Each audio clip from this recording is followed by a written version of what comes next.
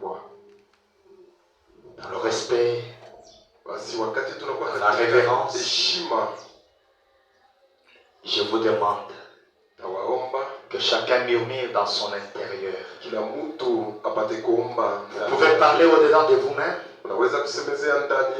alors que nous allons consacrer la parole.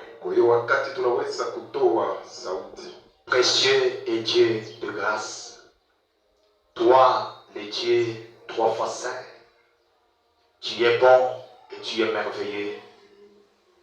Nous sommes très heureux, Seigneur éternel, plus que Simon Pierre, qui pouvait dire qu'il était heureux de voir le Christ, le Fils du Dieu très haut, descendre du ciel, être manifesté sur la terre.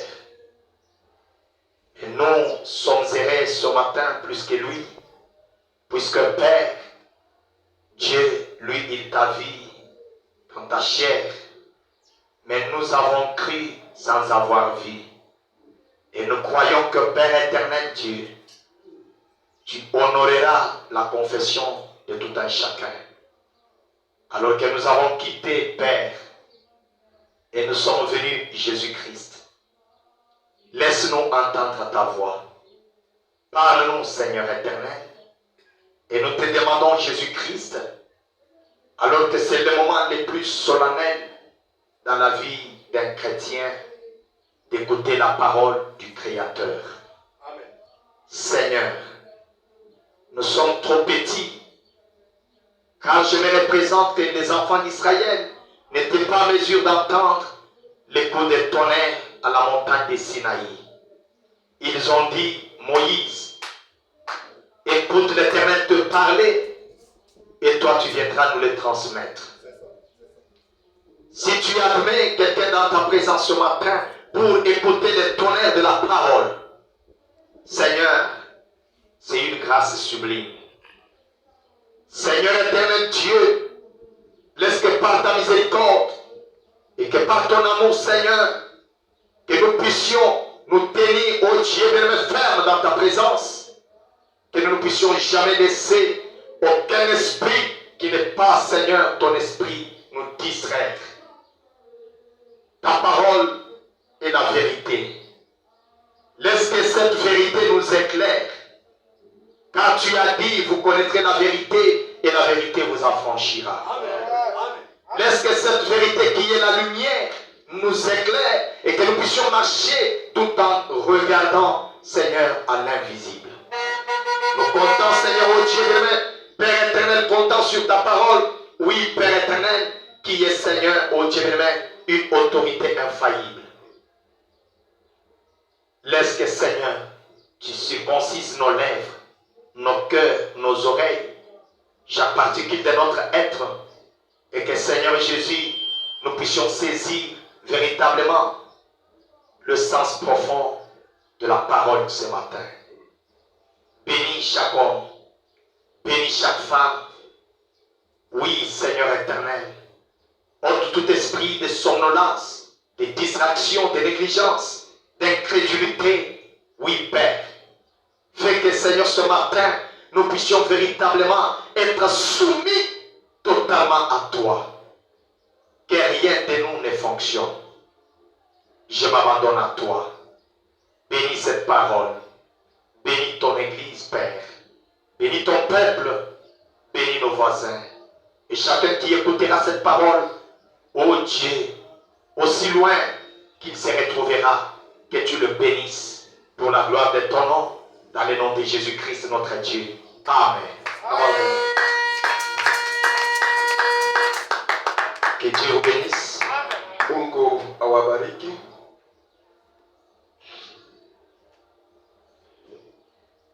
Nous allons nous tenir debout pour honorer la lecture de la parole.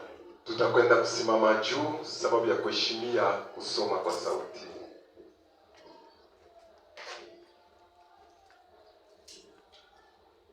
Prenons le livre des Psaumes, chapitre 12. Le proverbe.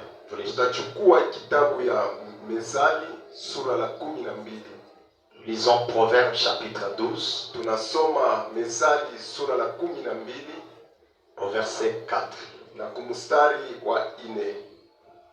Une femme Mwanamke vertueuse est la couronne de son mari. Mwanamke wa kweli anakuwa taji juu ya kichwa la mume wake. Mais celle qui fait honte est comme la carie dentaire dans ses os. Amen.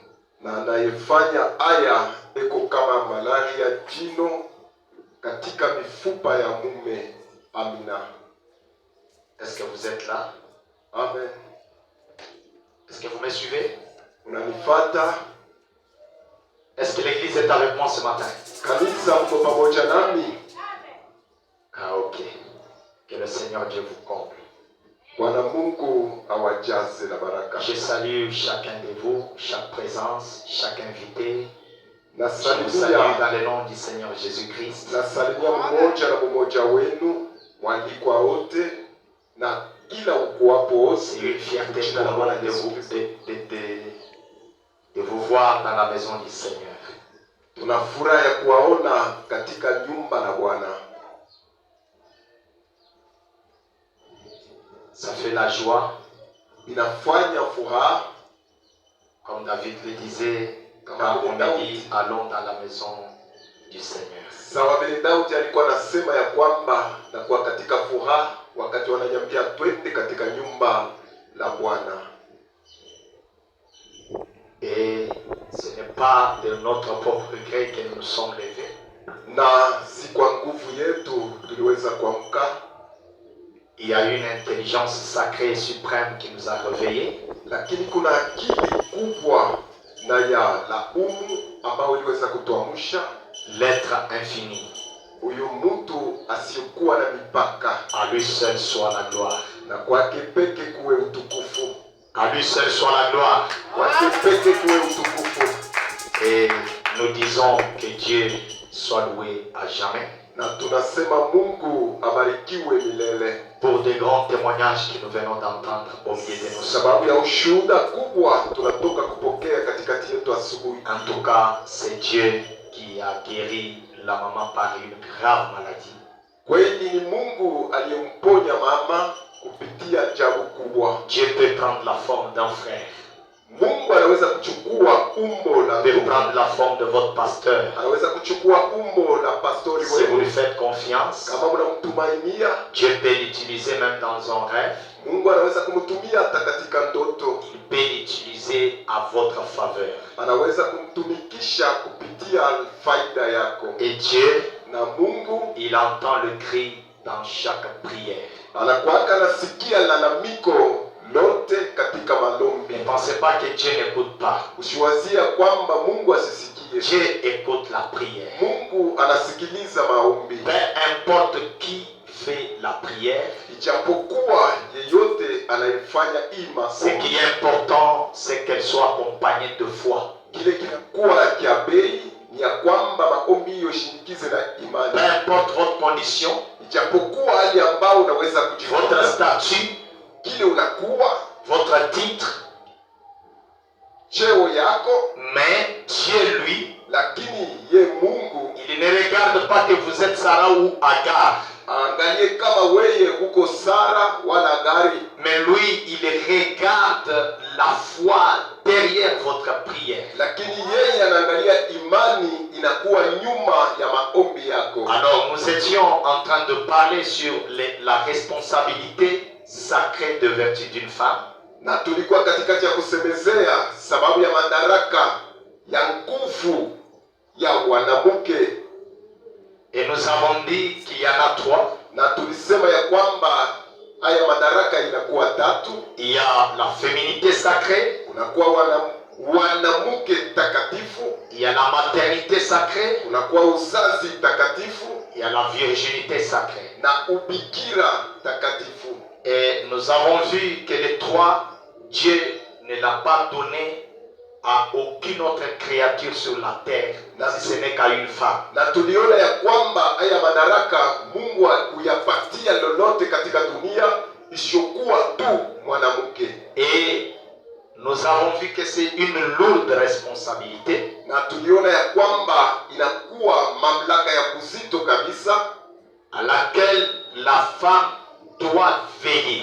Kuile mwanamke anapasha kuangalia kabisa. Et de même qu'une femme naturelle a des responsabilités aux vertus sacrées, na kama vile mwanamke wetu wa kweli huu ana madaraka takatifu, na ni vile il y a aussi, c'est de même pour l'église. Ni vile tena inakuwa juu ya kanisa la Yesu Kristo. Donc comme une femme a une responsabilité, maana yake kama vile mwanamke ana madaraka envers ses vertus sacrées, kumbele ya nguvu yake takatifu, de même l'église a une responsabilité envers ses trois vertus.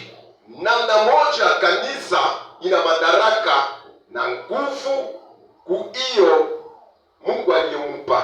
Et les trois vertus que possède l'église comparativement aux vertus de la femme, na madaraka haya tatu ambao Mungu aliweza kupatia mwanamke kufananishana na kanisa, c'est la vertu de la prière. Ni hiyo nguvu la maombi. C'est la vertu de la parole.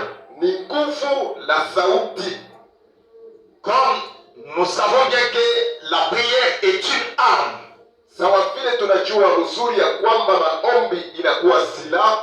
Et le prophète nous dit aussi que la parole vaincra Satan n'importe où, n'importe quand et dans n'importe quelle circonstance. Na nabii anatuambia kwamba sauti itamshinda shetani mali yoyote, wala katika jambo gani, wala mnamna yeyote anaweza kuja. Et la troisième vertu, c'est la vertu appelée Christ. Na daraka la tatu wala nguvu ya tatu ni hiyo nguvu yenye kuitwa Kristo. Donc c'est la responsabilité de l'église envers Christ. Maana yake ni madaraka ya kanisa mbele ya Kristo. Écoutez, sikia, il y a la féminité sacrée. Kuna mwanamke takatifu. C'est une responsabilité de l'église envers Christ par la prière. Na ile inakuwa madaraka ya kanisa kupitia malombi mbele ya Kristo. La maternité, na uzazi, qui est une responsabilité pour l'église sur base de la parole ou concernant la parole. Ile inakuwa mbele ya kanisa kama madaraka yenye kupitia kwa maombi wala yenye kuwa na misingi kama sauti. Et aujourd'hui, nous allons mettre fin à ces responsabilités sur la virginité sacrée. Na leo tutakoma kupitia hiyo nguvu ya la virginité sacrée.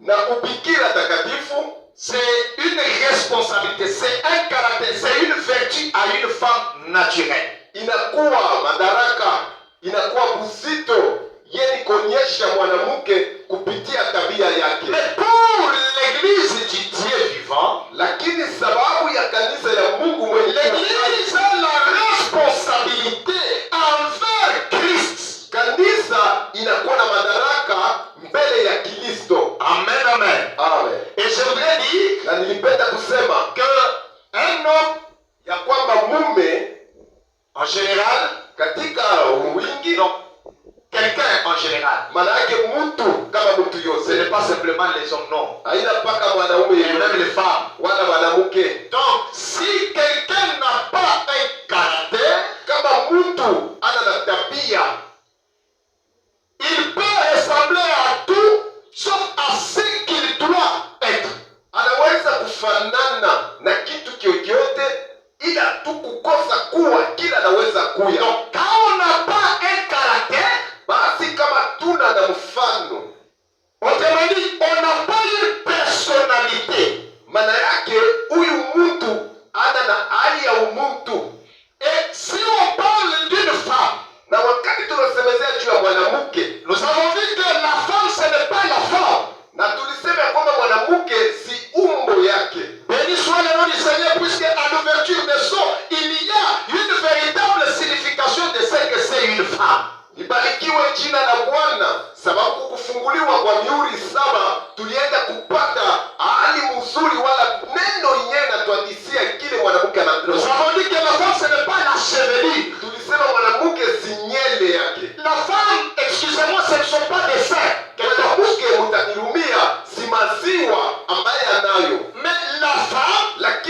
mwanamke c'est un caractère. ni tabia, Et si une femme n'a pas un caractère, na kama mwanamke ana na tabia, vous allez voir qu'elle n'a pas véritablement la féminité en elle. utaenda kona ya kwamba ana na mwanamke ndani yake. Et nous avons dit que la féminité, Na tulisema mwanamke c'est le comportement ni kujitwala, de la femme vis-à-vis des hommes. kujitwala kwa mwanamke mbele ya mwanaume. Comment une femme doit se comporter vis-à-vis des hommes? Namna gani mwanamke anapasha kujitwala mbele ya mwanamke? Une femme a la pudeur. Mwanamke eko na aya, Une femme, mwanamke elle a la douceur. ana utulivu. Si une femme n'a pas la pudeur, Kama mwanamke anakosewa aya, vous allez voir utaenda kona qu'il y a possibilité de la qualifier comme étant un homme. anastahili kuonekana kama mwanaume. Dès la création, Tokea umbaji, vous allez voir que même la marche d'une femme, utaenda kona hata kutembea kwa mwanamke elle est différente de l'homme. kuna chana na kwa mwanaume. Et la femme marche d'une manière gauche. Na mwanamke iko natembea katika hali ya kushoto. Je demanderai que vous puissiez me saisir correctement. Napenda munishikie namna Et inayostahili. les hommes marchent différemment des femmes. Na wanaume wanatembeaka namna ni kuachana na Même wanawake, par le timbre vocal. hata kusauti. Le timbre vocal d'une femme Sauti ya mwanamke est différent du timbre de l'homme. inachana na sauti ya mwanaume. Donc vous allez voir que la voix d'un homme, Utende kone kwamba sauti ya mwanaume elle a la lourdeur. inakuwa na uzito. La voix d'une femme, Sauti ya mwanamke vous allez entendre que cette voix, utende kuelewa ya kwamba hiyo sauti c'est une voix charmante. inakuwa sauti ya urembo. Pour commencer, la femme n'a pas une voix d'intimidation. Na mbele ya yote mwanamke ekalake na sauti ya maongopesho Ou un caractère d'intimidation. wala kujitwala kwa kuongopesha. Donc la femme est faite pour être humble. Mwanamke alitungwa sababu ya kuwa mnyenyekevu. Une femme, Mwanamke elle est humble. eko mnyenyekevu Puisque Dieu l'a créée sababu Mungu alimuumba, pour calmer la colère ou le tempérament colérique de l'homme. sababu Mungu alimuumba juu ya kusimamisha hali ya ukali na kasirani ya mwanaume. Quand l'homme est monté, Wakati mume anapanda et kabisa, qu'une femme est montée, mwanamke pia anapanda. il y a un ça ne va pas dans la femme. Pale kunakuwa kitu mwaiendeke La katika femme mwanamke. devait commencer par diminuer. Mwanamke muina mna anapasha mbele C'est kushuka, en diminuant qu'elle montre réellement sa force. na ni mkujinyenyekeza kwake wala kushuka, eko naonyesha kweli nguvu. Quand il y a des problèmes, Kama kuna matatizo, comme je le disais autrefois, kama vile nilikuwa nasema wakati que vous pouvez entrer dans un foyer. ya kwamba unaweza kuingia katika jamii, Vous trouvez que unaenda kukuta ya l'homme kwamba et la femme sont là en train de regarder peut-être la télé. mume na mke wako pale katikati ya kufuata runinga, À un certain moment, na wakati mmoja la femme peut observer la souris en train de marcher dans la maison. mwanamke anaweza kuona mpanya eko napita mnyumba, Et en direction droite. na ule mpanya mwali kuangalia kume. Et l'homme peut-être n'a pas vu. Saa zingine mume akutambua, À un certain moment, la femme devient concentrée sur la télé. na muda kidogo mwanamke anajishika kabisa juu ya runinga, Et l'homme voit aussi la même souris qui tend la direction droite vers gauche. na kisha mume pia anaona ule mpanya moya mwali kutoka kume anaangalia kushoto. Quand il va à la gauche, Wakati anapoenda kushoto, maintenant l'homme peut crier. na hapa mume anaweza kulalamika, Chérie, upendo, je vois que dans cette maison, il y a déjà des souris. naona kwamba katika nyumba hiyo mnakuwa upanya. J'ai vu une souris aller à gauche. Niliona panya mwali kwenda kushoto. Maintenant, vous allez voir que la femme Utende kone kwamba mwanamke voudrait dire que non, elle est partie à droite. anaweza naye kusema pana, alienda kushoto. L'homme dit non, non, moi je dis qu'elle est partie à gauche. Mwanaume anasema mimi unasema alienda kume. La femme dit non, c'est parti à droite. Mwanamke anasema wewe ya ukonda alienda Et les kushoto. disputes commencent par là. Na pale kukokotana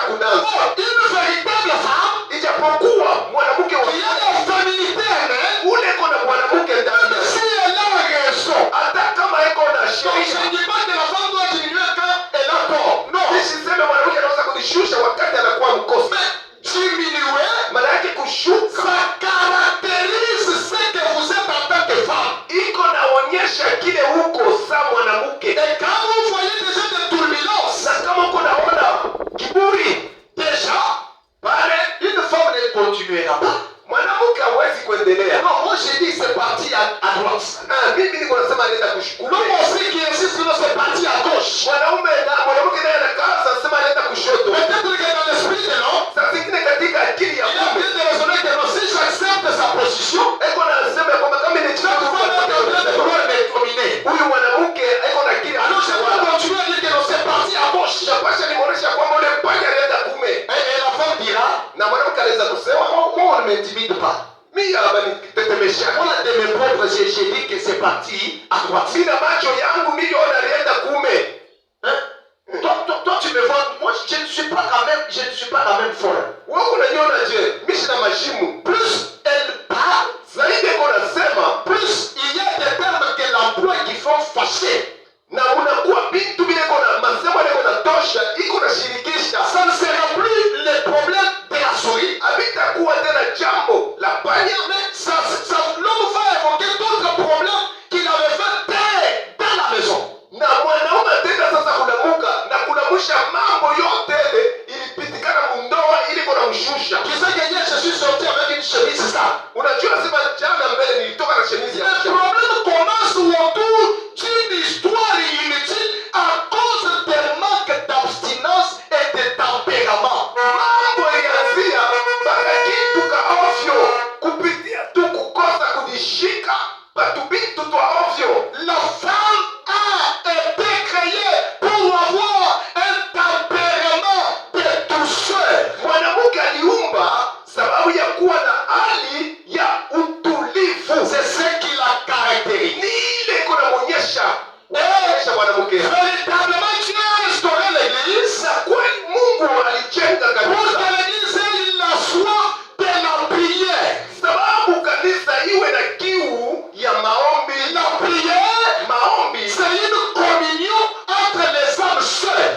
inakuwa ushirika katikati ya manafsi pamoja. Il y a l'être créateur Kunakuwa muumbaji wetu et ces créatures na viumbe qui yake viennent auprès de lui vile vinakaribia pembeni pour yake communier. sababu ya kushiriki, Puisque principalement l'objectif que Dieu a créé, non? sababu mbele ya yote shaba ya uumbaji wa Mungu, Puisque Dieu est le Père de la communion. sababu Mungu ndio kishina ya ushirika. Et dans seul, il ne pouvait pas y avoir la communion. Na kama vile alikuwa peke hakukuwezaka kuwa ushirika. En lui, il y avait des attributs à manifester. Ndani yake mulikuwa kama kazi ya Et kuonyesha nous-mêmes, pekee. nous sommes les attributs qui étaient en Dieu. Na sisi wenyewe tunakuwa viungo vilikuwaka ndani Mais il ne pouvait pas être appelé Jéhovah na kuwezaka kuita Jehova avant qu'il ne nous crée nous. mbele ya yeye kutuumba sisi, Jéhovah qui veut dire celui qui vit avec sa famille. sababu Jehova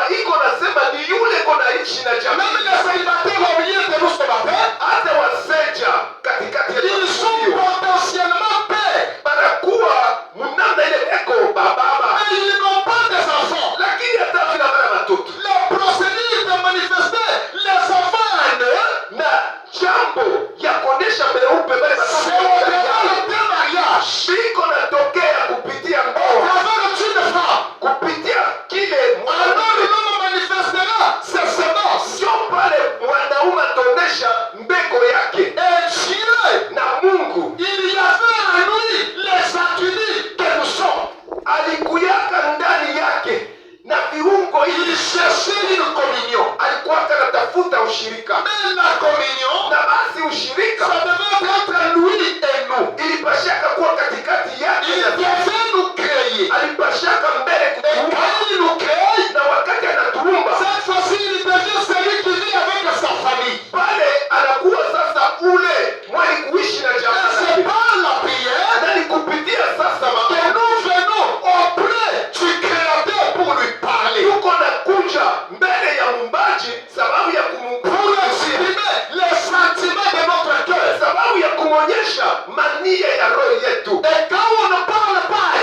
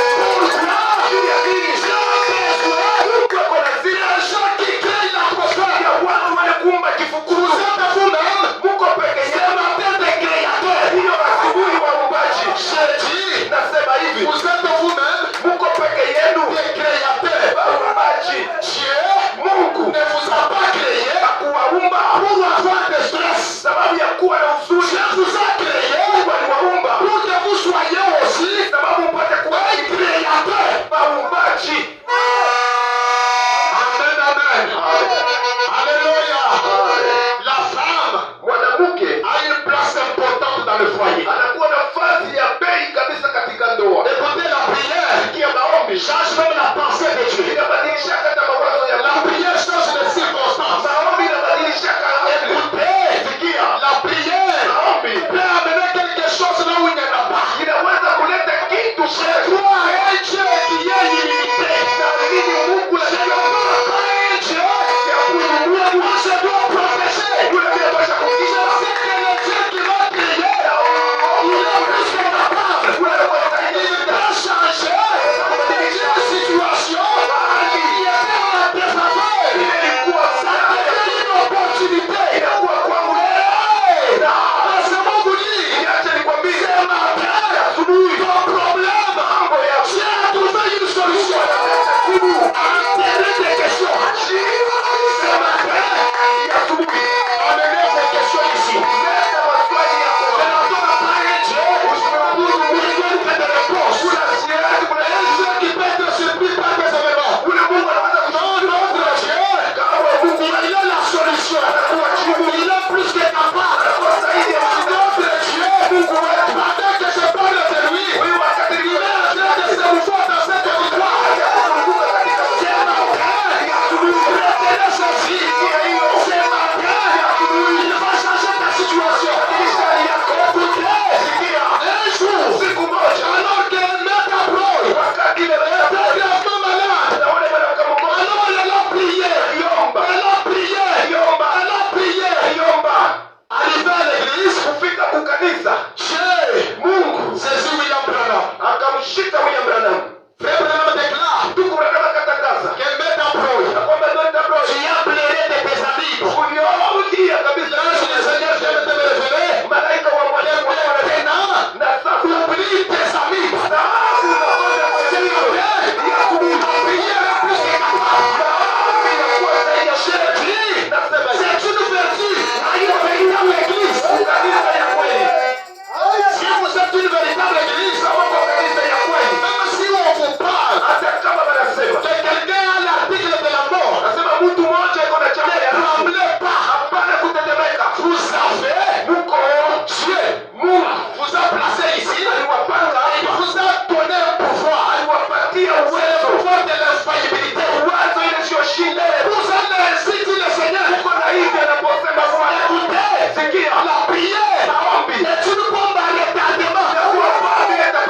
Je déclare ceci. La prière, c'est une arme.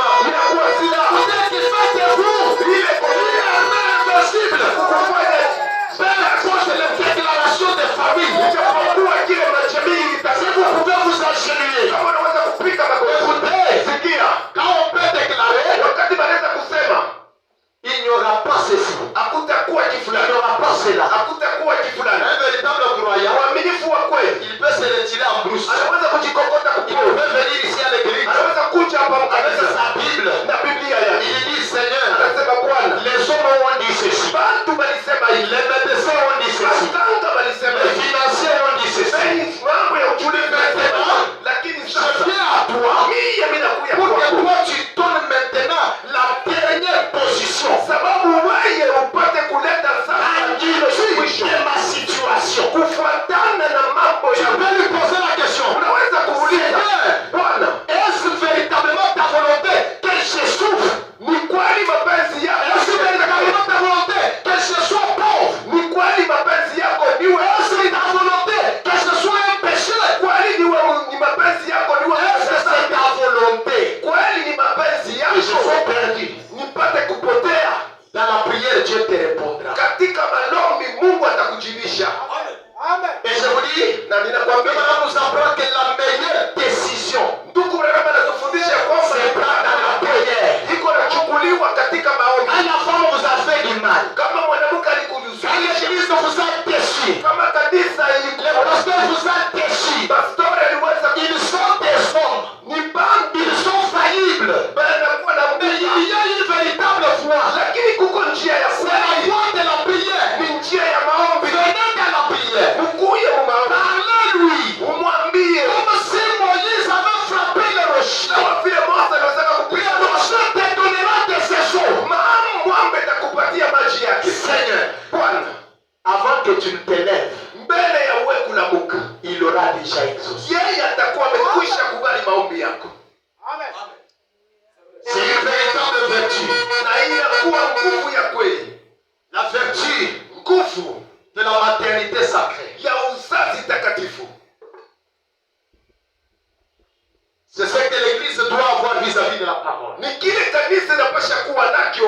sauti.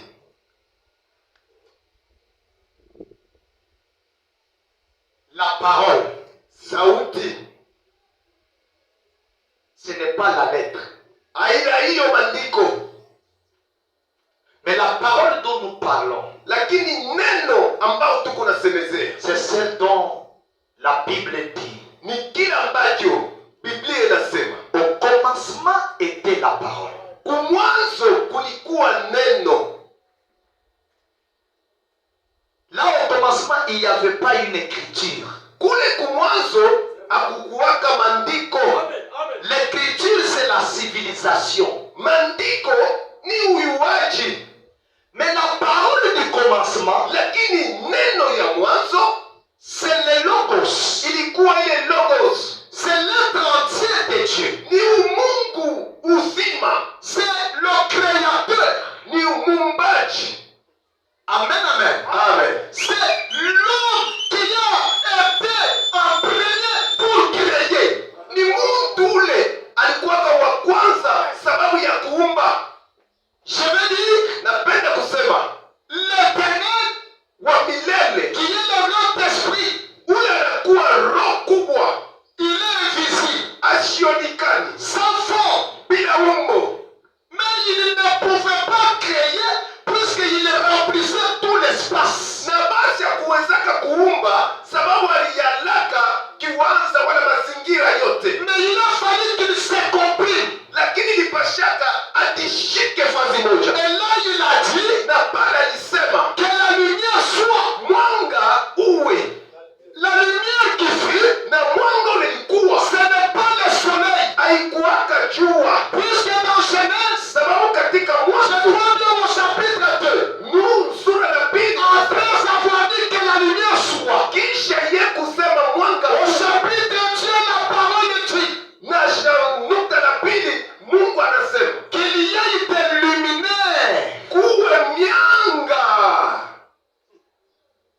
pour marquer les jours, sababu ya kuonyesha mchana, les époques. wakati. Mais la parole dont nous faisons allusion, Lakini sauti ambayo tuko nasemezea, celle dont il est question ce matin, ile ambayo inakuwa jambo c'est tunayosumulia, la vie qui est un peu au commencement. ni uzima ule ulikuyaka kumwanzo. Par sa parole, Kupitia neno lake elle a tout créé. alijiumba kila kitu. Au commencement était la parole. Mwanzo kulikuwa neno, C'est le cause de lumière. na ile ilikuwa logos, Le mwana, Fils, mwana, le Verbe, neno iniko le Jésus. ya niko. Amen, amen. Amen. C'est la parole dont nous faisons allusion. Ni sauti ile ambayo tuko na fananisha.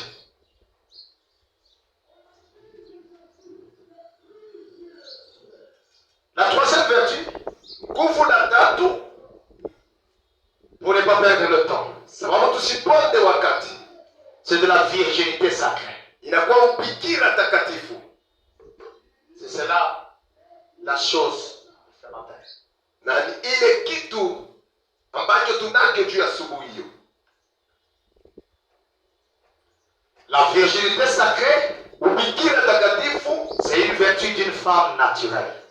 mbele ni nguvu ya mwanamke wetu huyu wa kweli, Puisque la femme, sababu mwanamke, merci Dieu, asante Mungu, puisque la femme naturellement sababu mwanamke wetu huyu wa kweli doit détenir ces trois vertus anapasha kuchunga hiyo manguvu tatu pour son mari, juu ya bwana yake, uniquement que pour son mari. ila tu juu ya mume wake.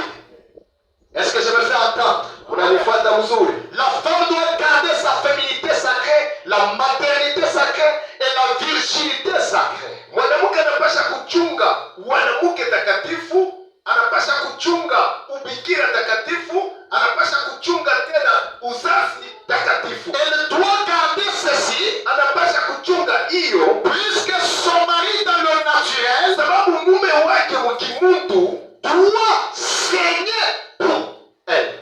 anapasha kulamata juu ya ile. Son mari bwana yake doit saigner pour elle. anapasha kutosha damu. Son mari doit passer par la circoncision Mume anapasha kupitia kukutairiwa pour sa femme. sababu ya mke wake, Et la femme doit être trouvée réellement vierge na mwanamke pale anapasha kukutwa kweli mubikira, afin qu'il s'entre dans les lieux sacrés du mariage. sababu wapate kuingia katika hali takatifu Elle garde cette vertu de la virginité na kupoteza hiyo nguvu ya ubikira pour son mari. juu ya bwana yako. Aucun autre homme Mwanaume hata mwingine n'a le droit ana na madaraka envers cette virginité mbele ya hiyo ubikira si ce n'est que votre mari légal. isiyokuwa tu mume wako unatakoa. Et quand vous perdez ceci, Na kama sasa unajipoteza, Frère Branham nous a dit, ndugu Branham alituambia Dieu peut vous pardonner Mungu anaweza kukuhurumia si sasa seulement si kama tu vous dites cela à votre mari unatubu mbele ya bwana yako et que votre mari vous pardonne. na bwana yako anakuhurumia, Mais cela ne vous sera jamais justifié. lakini hata na kuhurumia hautahesabiwaka haki. Le pardon, oui, Kusamao ndio, mais être justifié, lakini kuhesabiwa jamais. hauwezi kuhesabiwa. Est-ce que je peux parler à l'église? Naweza kusema kwa kanisa, Frère Branham dit, ndugu Branham iko nasema si l'homme a été trompé, kama mume alidanganiwa, continuellement trompé, eko naendeleaka tu et kudanganiwa, qu'il découvre même après 10 ans, kisha miaka 10 même après 20 ans, hata miaka 12 anavumbula, il a le droit de la répudier et épouser une autre, ana madaraka ya kumfukuza huyo mwanamke na kuoa mwingine, puisqu'elle n'a pas conservé un caractère. sababu hakupinga hali. La virginité est un caractère. Ubikira ni tabia ya kuchunga. Est-ce que je peux entendre un amen? Amen. Les aigles doivent dire amen. Watai wanapasha kulalamika amen. Les aigles apprécient la parole, Wakaile wanafurahiwa sauti, la parole qui est fraîche. sauti ile iko mbichi. Nous ne sommes pas des faucons Sisi hatuna kunguru pour manger des pourritures. sababu ya kula vya kuoza. L'aigle mange des choses fraîches. Tai yeko na kula bintu bibichi. Une viande qui saigne. Damu nyama ile iko na tosha damu. C'est ça l'aigle. Njo tai yeko vile. La virginité, c'est un caractère. Ubikira inakuwa tabia ya kukinga. Maintenant, écoutez, Sasa shikia, il a le droit de la répudier, anakuwa na madaraka na kumfukuza épouser une autre. na yekoa mwingine, Puisqu'il n'y a jamais eu vrai. sababu akukuwaka ukweli. Est-ce que je peux entendre un amen? Ah, que Dieu bénisse la sœur. Na Mungu abariki dada. J'aime un auditoire vivant. Napenda watu wengi kuwa hai. Maintenant, écoutez, Sasa sikia, l'Église aussi a une responsabilité vis-à-vis de Christ. kanisa nakuwa tena na madaraka mbele ya Kristo.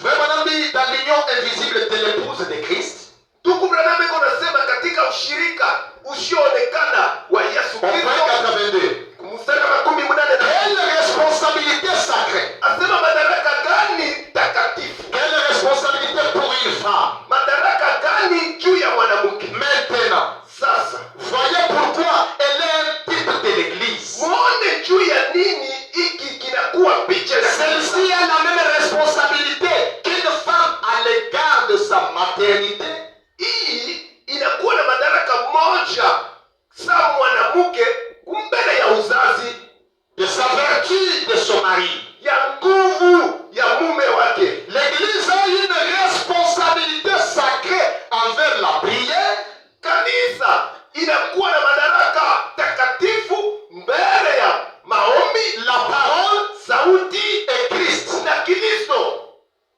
De la même manière qu'une femme Ni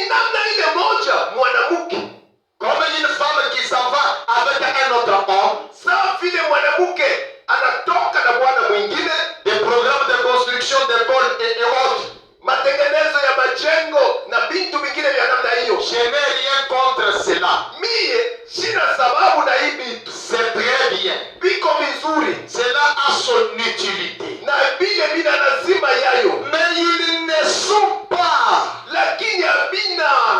Jésus n'a jamais dit, Yesu akusemaka allez faites des écoles. mwende mujenge mashule. Frère Branham dit Tuku na nene konasema que de la même manière qu'une femme naturelle namna moja mwanamke wote wa ne kunyumba peut pas sortir avec un autre homme qui ne lui appartient pas. hawezi kutoka na bwana ula na bwana yake. L'église aujourd'hui Kanisa pia leo n'en a pas le droit.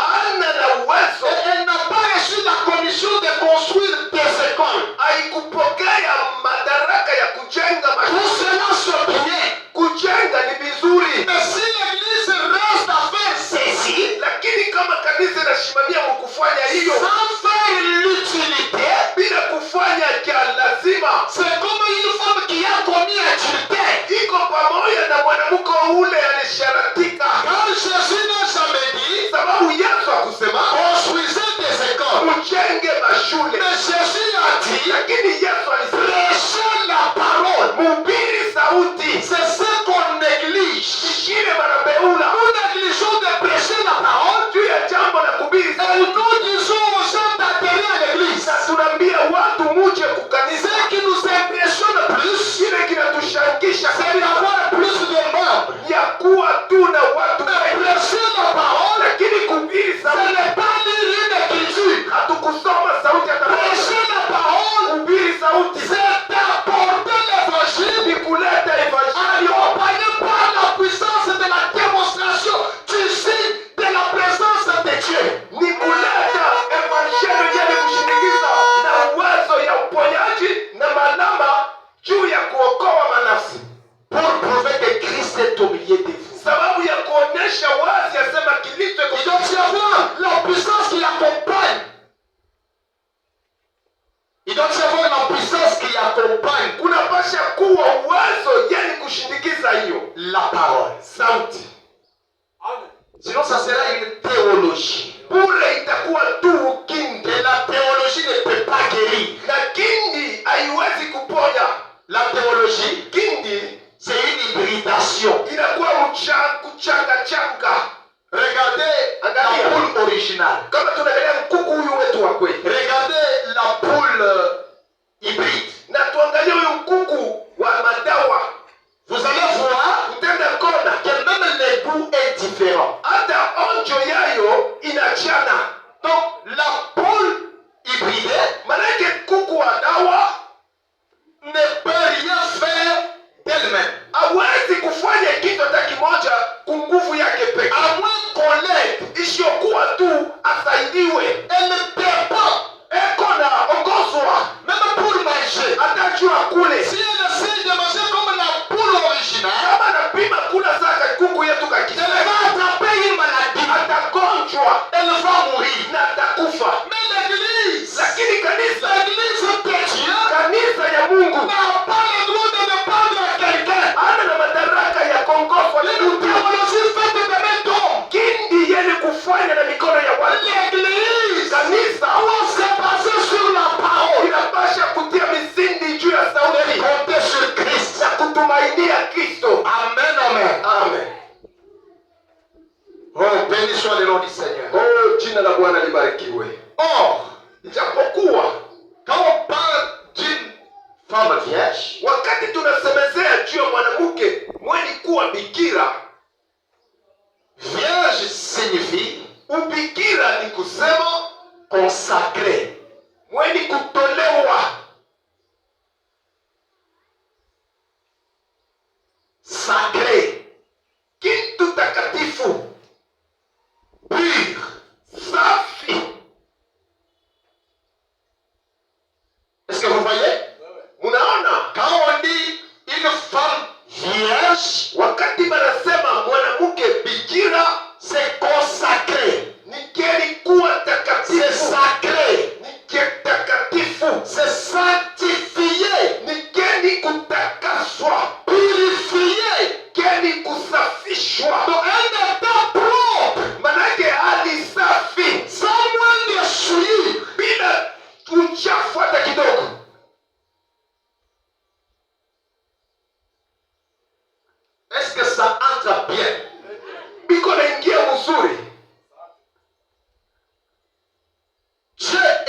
exige la virginité à une femme, Mungu anaomba ubikira kwa mwanamke, puisqu'elle représente l'église qui doit être vierge, sababu anakuwa picha ya kanisa ile inapasha kuwa ubikira, afin que Dieu l'utilise. kusudi Mungu autumikishe. Regardez, Angalia, quand on parle de sanctifier, wakati banasemezea juu ya kutakasiwa, c'est comme un verre d'eau iko kama vile kilauri ya qui va maji, tomber dans la boue. kile kinaanguka mpotopoto Elle est pleine de souillure. na kinajaa na potopoto tele. Mais si je voudrais utiliser ce verre, Sasa kama minapenda kutumikisha qu'est-ce kitu, que je dois faire? nini mitafanya? Je dois prendre d'abord le verre dans la boue. Lokota mbele kilauri hiyo mpotopoto, Ce qui signifie que le verre a été séparé de la boue. na hiyo inaonyesha kwamba kilauri hicho kiliachanishwa na potopoto. Et je dois l'amener pour le nettoyer. Na pasha kwenda nakyo sababu ya kukinyoshwa, Et quand il est nettoyé, na wakati kitanyoshwa c'est comme quelqu'un qui est justifié ni saa vile mtu anahesabiwa haki et qui doit être sanctifié. na anapasha kutakaswa. Et quand on est sanctifié, Wakati banatakasa, on est vidé de toute autre idée du monde. banatosha kuchafu pote kwa mudunia, On est vidé de la mondanité.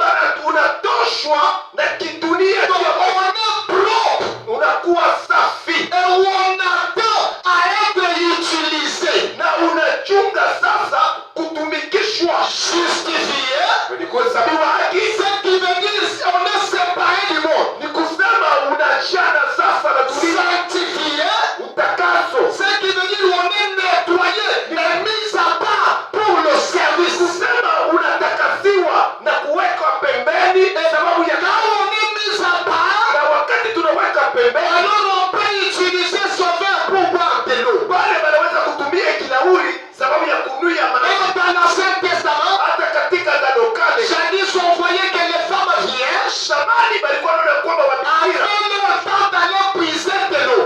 wakati ya kwenda kushota maji, Les femmes putes wandumba en avait le leur. walikuwa kanabona saa yabo, Et les femmes mariées na banamuke bandoa avaient aussi leur temps d'aller puiser de l'eau. waka nabona wakati yao ya Si kwenda une kushota maji. femme mariée Kama mwanamke wa se ndoa levait pour aller puiser de l'eau, ananamuka kwenda kushota maji, l'heure des femmes vieilles, des filles vierges, ni wakati ya wabinti wa bikira elle sera confondue. atafarakashwa. Et si un homme peut l'arrêter Na kama mwanaume mmoja anaweza pour kumsimamisha lui apporter la question du mariage, juu ya kufuata juu ya kumoa, ce n'est pas l'homme qui a péché, aina mume alitenda dhambi, c'est la femme qui a d'abord péché. mbele ni mwanamke huyu ndio alitenda dhambi, Et Dieu na Mungu a venu cette loi aliwekaka hiyo sheria pour séparer, sababu ya kuachanisha même parmi les femmes. hata katikati ya wanamke, Et je veux parler même parmi les vierges.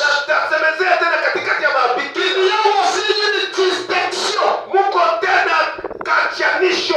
Il n'y a pas simplement le fait d'être vierge, Haina tu jambo ya kuwa bikira, mais on doit aussi aller au-delà. na tunapasha kwenda kisha ubikira kwenda mbali kabisa. Être vierge, c'est bien. Kuwa bikira ni C'est mzuri, ce que Dieu exige. kile Mungu anaomba, Et l'Église na kanisa doit être vierge, napasha kuwa bikira, une responsabilité vis-à-vis de Christ. na ile na kwa madaraka mbele ya Kristo. Mais Lakini parmi les vierges, katikati ya wabikira il y a une distinction. kunakuwa tena chanjo.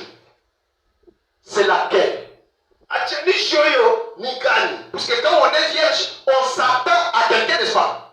Sababu wakati tunakuwa bikira tuko nongojea kunyonyesha mtoto. Vrai ou faux? Kweli wala bongo? Une fille Mwanamke vierge bikira s'attend à être occupée. anachunga kuwa na mtu. S'il n'y a pas ce désir, c'est qu'il y a un, ça ne va pas. Na kama ana na hiyo hamu, manake muye muko kitu akiendeke. Mais Lakini la femme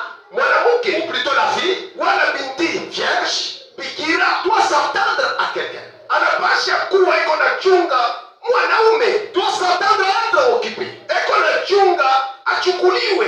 Maintenant, la question se pose, maintenant, qui doit occuper? Mambo sasa ni nani mwenyewe atamchukua? Or, la parole dit, Ijapokuwa sauti inasema la seule personne à qui la femme ou l'église doit s'attendre n'est que le Christ. mmoja ule mwanamke wala kanisa napasha kongojea ila tu Kristo. Pour l'église, Ya Kristo, elle s'attend qu'à Christ. kanisa inaongojea tu Kristo. Si l'église ne reçoit pas Christ, même si elle est vierge, elle reçoit Satan. Kanisa kama impokee Kristo, hata kama inakuwa bikira, itaenda kupokea shetani. Amen. Amen. Vous savez, Unajua nous sommes dans un âge tunakuwa katika kizazi où tout est corrompu, mule vyote vinaribiwa, sauf ila tu les prédestinés de Dieu. bali balitanguliwa Ils ne seront jamais corrompus. aba abawezi kuchafuliwa kawe.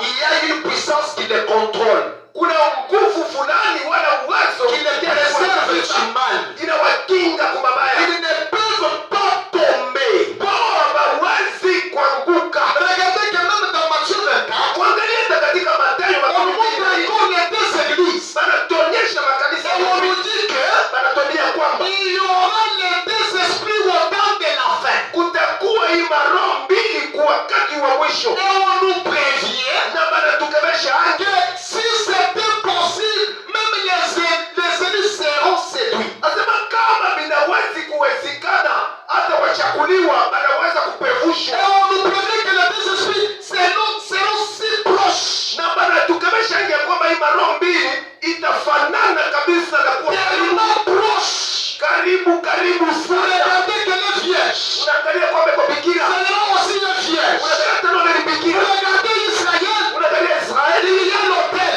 muko madhabahu, il y a aussi les prophètes. unakuwa tena nabii, Vous allez aussi là-bas, unaenda tena mule chez ukasema Moab, unaenda kwa il y a Moabu, aussi l'autel, bako na madhabahu, il y a aussi les prophètes, unakuwa tena nabii, il y a aussi les sacrifices. unakuwa tena sadaka, Mais il y avait une seule distinction. lakini kulikuwa chanisho tu C'est moja. de cette distinction que je veux parler. Ni juu ya ile chanisho napenda kusemezea. Cette distinction, c'est quoi? Ile chanisho ni gani? Ce qui différencie Moab Ile iliachanishaka et Moabu Israël, na Israeli, c'était la colonne de feu, ilikuwaka nguzo na moto, c'était l'onction, ilikuwaka upako, c'était Christ. ilikuwaka Kristo. Christ accompagnait l'église. Kristo alikuwa anashindikiza kanisa. Sans cette onction, Bila hiyo upako,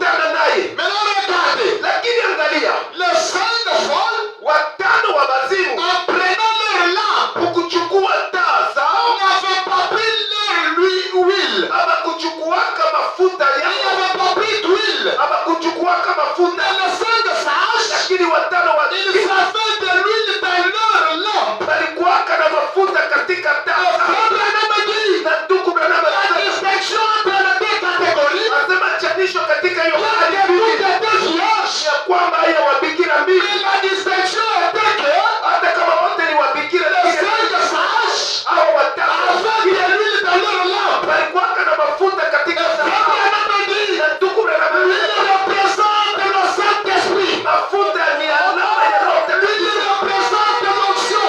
Mafuta ni upako. À l'église, Kama kanisa n'a pas le Saint-Esprit. haina na Roho Mtakatifu, L'église n'a pas Christ. kanisa haina na Kristo, N'a pas l'onction. haina na upako, Elle est dégoûtable à Dieu. haina kuwa ya kutapikisha mbele ya Mungu, Elle n'est pas agréable à Dieu. haina yani kukubaliwa na Mungu, Elle dégoûte. inakuwa ya kutapikisha. Dieu ne la connaît pas. Na Mungu alijui. Amen. Amen. Dieu ne la connaît pas. Mungu alijui. 5 sages, Watano wakili 5 folles. na watano wapumbavu, Toutes vierges. wote babikira.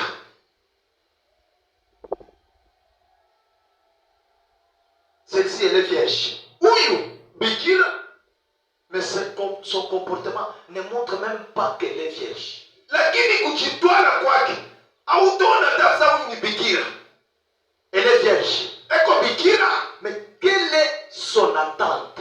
na sasa eko nongole yako nini? Elle n'est pas dans une expectative. Ana Christ. ana mkuchunga kwa Kristo.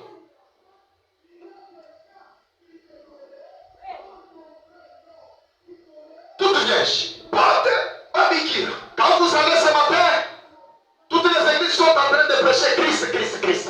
Hiyo asubuhi kama unatembea utakutanisha makanisa yote yanahubiri Kristo, Kristo, Kristo. N'est-ce pas vrai? Tout s'appelle église. Na yote inaitwa kanisa. L'église de Dieu. Kanisa ya Mungu. L'église de Dieu. Kanisa la Mungu. L'église de Dieu. Kanisa la Mungu. Toutes s'appellent des églises. Yote inaitwa kanisa. Mais la distinction, Lakini ya chanisho c'était d'huile. ilikuwa kama mafuta. Sans lui, Na bila mafuta tu n'es pas sage. hauna na akili.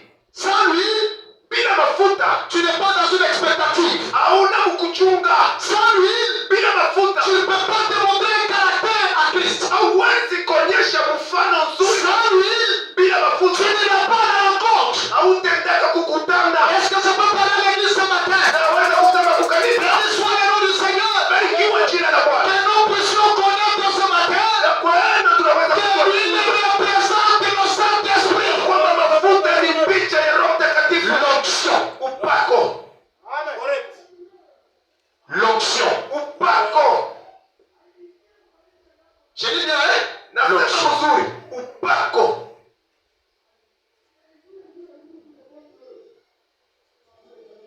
L'onction. Upako. Quand je parle de l'onction, je ne vois pas quelqu'un qui est en train de secouer la tête. Wakati Ce n'est pas ça l'onction. mimi nasema upako, si mtu analamuka Alléluia, alléluia, alléluia. aina ile. Le Saint-Esprit peut descendre. Roho Mtakatifu anaweza kushuka, Il entre en moi. anaingia ndani yangu, Mais il produit quelques effets là-bas. lakini anafanya mapato yukuu. Il entre là-bas. Anaingia humu Et vous pouvez sentir quelque chose. na unaenda kusikia kitu fulani. Il parle de votre esprit. Anaweza kupaka roho yako, Mais lakini ce n'est pas l'onction. haina upako. Vous subissez les effets de l'onction. Unapata tu mapato ya upako, Mais je parle de conserver l'onction. lakini nasemezea juu ya kukinga Conserver upako. l'onction. Kukinga upako. C'est quoi même l'onction? Na upako wenyewe ni kitu gani? Ce n'est pas quand vous tombez par terre. Haina wakati unaanguka chini, Même quand vous avez l'épilepsie, quand vous tombez par terre, ce n'est pas un signe que vous avez l'onction. haina unaanguka chini kifuafua. Sasa ndio tunaanza kusema ni upako.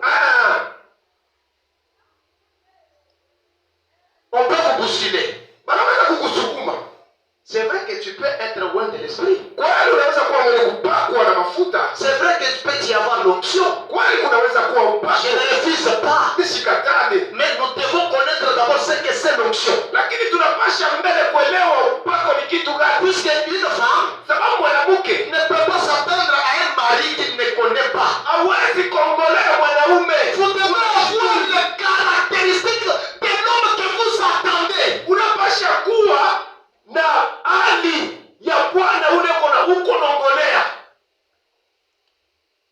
Sinon vous allez recevoir le vent. Ule utapokelea pepo. Chez l'église du Dieu vivant, Mpendwa kanisa Mungu mzima, nous devons connaître la parole. tunapasha kujua neno la Mungu. C'est la parole, Ni neno, la vérité de Dieu ukweli ya Mungu qui peut nous affranchir. ambao inaweza kutufungua. Le mot femme renvoie à l'église. Neno mwanamke inatuonyesha kanisa. C'est quoi l'onction? Upako ni kitu gani? Frère Branham dit, Ndugu Branham anasema, pourquoi les gens sont si ballottés? juu ya nini watu weko na tinka On le voit à l'intérieur. wala pazia la ndani? Les églises sont ballottées. Makanisa na tinka, Les foyers ballottés. ndoa iko tinka, Les pasteurs ballottés. mapastori beko na Les wayawaya, ministres ballottés. makanisa iko na wayawaya. Le monde est en train d'étaler aujourd'hui. Dunia iko katikati ya kuwayawaya leo. Frère Branham dit, Ndugu Branham anasema, au point 119, kunukta 119 certaines personnes asema bantu bengine ont une fausse idée de ce que c'est l'onction. beko na mawazo pembeni ya kile upako inakuwa. Donnez-moi quand même un grand amen. Niseme kwa amen kubwa. Frère Branham dit, Ndugu Branham anasema il y avait, kulikuwaka, y avez-vous déjà pensé amuneshaka ko kufikiri ce que c'est l'onction? kile upako inakuwa. Pourquoi les gens sont si ballottés? Juu ya nini watu weko na tinka hivyo? C'est quoi l'onction? Ni nini upako? J'aimerais que l'église soit bien assise Napenda kanisa ikale mzuri et qu'elle comprenne ce que c'est l'onction. na ipate kuelewa nini inakuwa Je ne upako. parle pas de quelconque mouvement, Sisemezeye juu ya kutinka mais je parle de ce que c'est l'onction. lakini niko nasemezea kile upako Est-ce que inakuwa. l'église a déjà pensé là-dessus? Kanisa inashaka kufikiri juu ya ile. Frère Branham dit, Ndugu Branham quand anasema, la plus grande onction a-t-il été déjà donnée? wakati upako kubwa iliwezaka kuletwa, Lorsqu'il suit l'onction, wakati balipokeaka la upako, plus grande onction upako kubwa qui ait jamais été donnée à quiconque, ile iweyapewaka kwa yoyote fut à Jésus-Christ. ilikuyaka ndani ya Est-ce que Yesu. je peux entendre l'amen? Amen. Donc, depuis, Manake tangu personne n'a jamais eu la grande onction mtu hata moja yapataka si ce n'était que Jésus-Christ. isiyokuwa tu Yesu Kristo. Et le frère Branham dit, Na ndugu Branham anasema nous avons l'esprit avec mesure. tulipata roho kwa kipande, Mais lui, lakini il yeye en avait sans mesure. alikuya nayo bila mipaka. L'onction, Upako il est entré dans le temple. aliingia katika, Il a pris le rouleau du temple. aliingia katika hekalu na alichukua Et il a barua dit, wakati nakasema, l'esprit de Dieu est sur moi. roho ya Mungu ni juu yangu, Car il m'a oué sababu ilinipaka pour publier une année de sababu grâce. ya kutangaza mwaka wa Pour neema, réconforter le cœur brisé. sababu ya kukamilisha roho Donc, yenu. quand l'onction descend, Manake wakati upako il inashuka réconforte le cœur brisé. inakamilisha roho yenu Il kuvunjika, guérit les malades. inaponya Il wagonjwa, rend la vue aux aveugles. inarudishia vipofu uzima. Maintenant, Sasa si une telle onction kama upako wa namna hiyo, prophétisée, kutabiri, une onction prophétisée 800 ans avant, manake upako ile ilitabiriwa miaka 1000 mbele était sur Jésus. ilikuwaka juu ya Yesu, Et qu'il était ici avec ce type d'onction. na yeye alikuya hapa na ile upako wa namna ile, La pleine bénédiction utele wa baraka et l'onction du Seigneur sur lui. na upako wa Bwana juu yake. Nous croyons croirions. tunaamini. Nous aurions envie de courir à travers la salle, Tulikuwa na tamaa ya kukimbia katikati ya kiundi ya de crier et de jubiler. ya kulalamika na kufurahiwa. Mais la Bible dit, Lakini Biblia inasema posa les rouleaux akarudisha kitabu et s'est assis, na kakaa, et des paroles pleines de grâce sortirent de sa bouche. na masemo yenye kujaa na neema ilitoka mkinywa yake. Voilà ce qu'il fit sous l'onction. Angalia kile alifanya chini ya upako. Écoutez, Sikia, Frère Branham déclare, ndugu Branham anasema c'est ce que Jésus fit sous l'onction. asema njoo kile Yesu alitendaka katika L'onction, upako. ce n'est pas des émotions. Haina uwashiwashi, L'onction, lakini upako ce n'est pas des émotions. haina uwashiwashi wa mwili. On essaie seulement d'entonner un chant. Banapima tu kutuma wimbo, Vous voilà en train maintenant de rouler par terre. wewe unaanza kushughuruka, unakunguruka chini. Ce n'est pas ça l'onction. Haina ile upako. Est-ce que je parle dans l'église? Niko nasema kukanisa. Frère Branham dit, Ndugu Branham anasema ce ne sont pas des émotions. asema haina uwashiwashi wa mwili, Mais l'onction, lakini upako c'est la puissance suprême sous contrôle. ni uwezo katika utele bila ukingo. Écoutez, Sikia, l'onction, upako c'est la puissance de Dieu, ni uwezo wa Mungu, une puissance suprême uwezo mkubwa sous l'onction, chini ya upako, sachant kujua exactement quoi et comment faire. mkujua kweli nini na namna gani kutenda. Est-ce que vous pouvez acclamer pour faire battre? Unaweza kushangilia sababu ndugu Branham.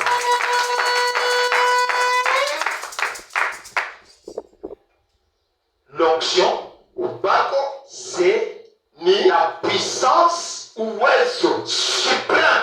wa juu, J'ai dit nasema suprême, wa juu, suprême, wa juu, sous contrôle. chini ya uongozaji. Il est là, Eko pale il ne tremble pas, atetemeki, mais il voit des choses. lakini mbele ya neno Il contrôle chaque mouvement eko nagaishisha kila aina et il prononce les paroles de grâce. na anatangaza masauti ya neema. Et Frère Branham m'a dit, Na ndugu Branham cette anasema puissance sous suprême, asema ile uwezo ya juu, cette puissance sous contrôle, ile uwezo yenye kuchunguza, cette puissance suprême, ile uwezo ya juu c'est ce qu'il y a ici. njo ile iko hapa. Alléluia! Amen. Ici, Hapa il y a une puissance suprême. iko uwezo wa juu Sous contrôle. chini ya uongozaji. C'est ce qu'il y a ici. Ni kile kiko hapa, Pas une émotion. haina uwashiwashi wa mwili. Oui, les émotions, Kweli uwashiwashi on laisse cela. tunaacha hivi, On accorde le temps aux émotions. tunaiachiaka wakati, Mais quand l'onction descend, lakini wakati upako unashuka c'est tout Dieu. ni Mungu mzima. J'ai dit, Nasema quand l'onction descend, wakati upako unashuka c'est tout Dieu. ni Mungu mzima. Il n'y a rien qui soit suprême en dehors de Dieu. Hakuna kile kinakuwa kubwa nje ya Mungu. Je vais dire quelque chose. Napenda kusema kitu kimoja, Une véritable onction upako wa kweli ne peut pas descendre sur un vase souillé.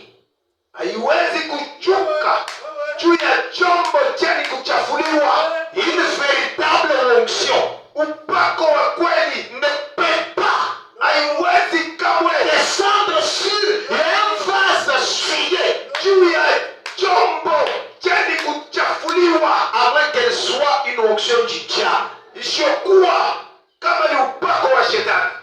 Et l'onction du diable Na upako wa shetani est sans caractère. haina na tabia. J'ai dit, l'onction du diable Upako wa est shetani sans caractère. haina heshima. Il se tient là, Anasimama il pale, prophétise, anatabiri, il fait des discernements, anatambua il fait maneno, des miracles, anafanya Il miujiza, ressuscite les morts. anarusha Il wafu, quitte du roi de la chair. anachuka kwa Il maisha yao, combat avec les femmes d'autrui. tembea na Ça, maisha c'est une yao. fonction, une fausse onction. Hii ni upako wa bongo, upako wa shetani. J'ai dit, Nasema c'est une fausse onction. ni upako wa bongo, Une puissance sans caractère. uwazo bila tabia. Tu as ressuscité les morts, oui. Unafufua wafu, pia kweli. Tu as parlé, oui. Ulisema ndio, Tu as prophétisé, oui. ulitabiri ndio, Tu as discerné, oui. ulitambua maroho Et ndio, l'épouse de Dieu lakini mbibi n'est pas attirée par tout cela. asikokotwe kwili leo. L'épouse de Dieu Mke wa Mungu est attirée par la vie de Christ. yeye anakokotwa kwa maisha ya Kristo.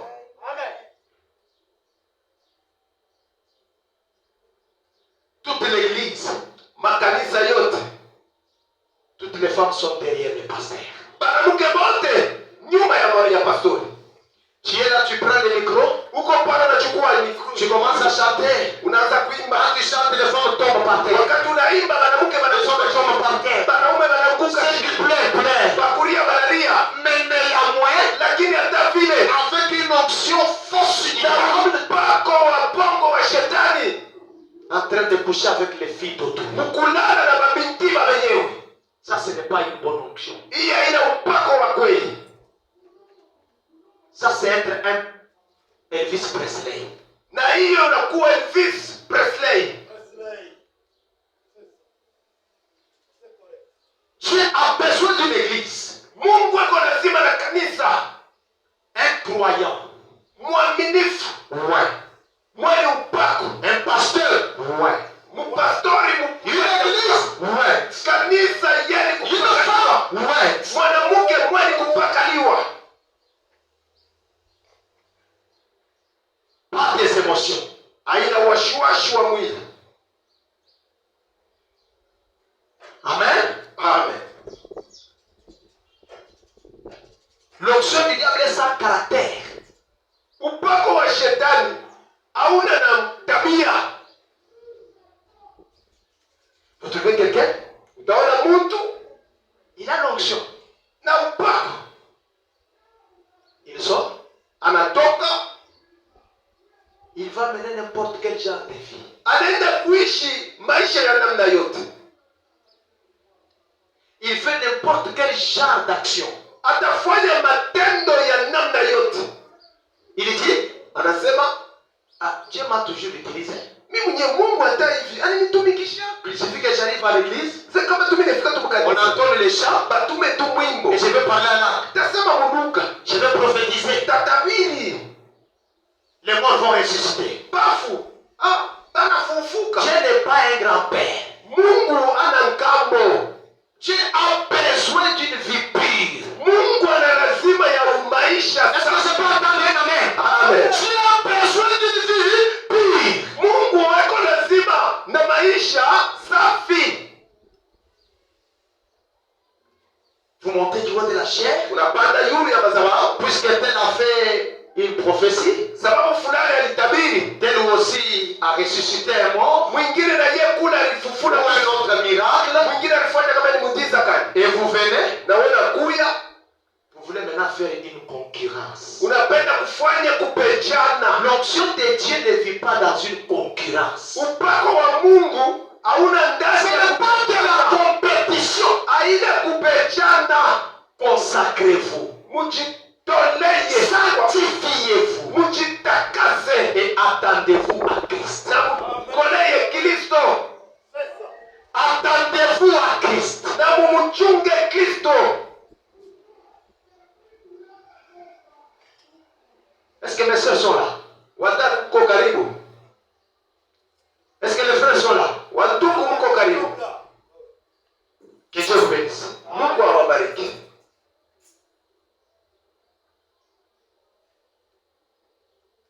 Si vous avez l'onction Christ Kama muna upako weni kuwa Kristo et que vous allez vous souiller, na munakwenda kujichafua, Christ vous quitte. Kristo anawatoka.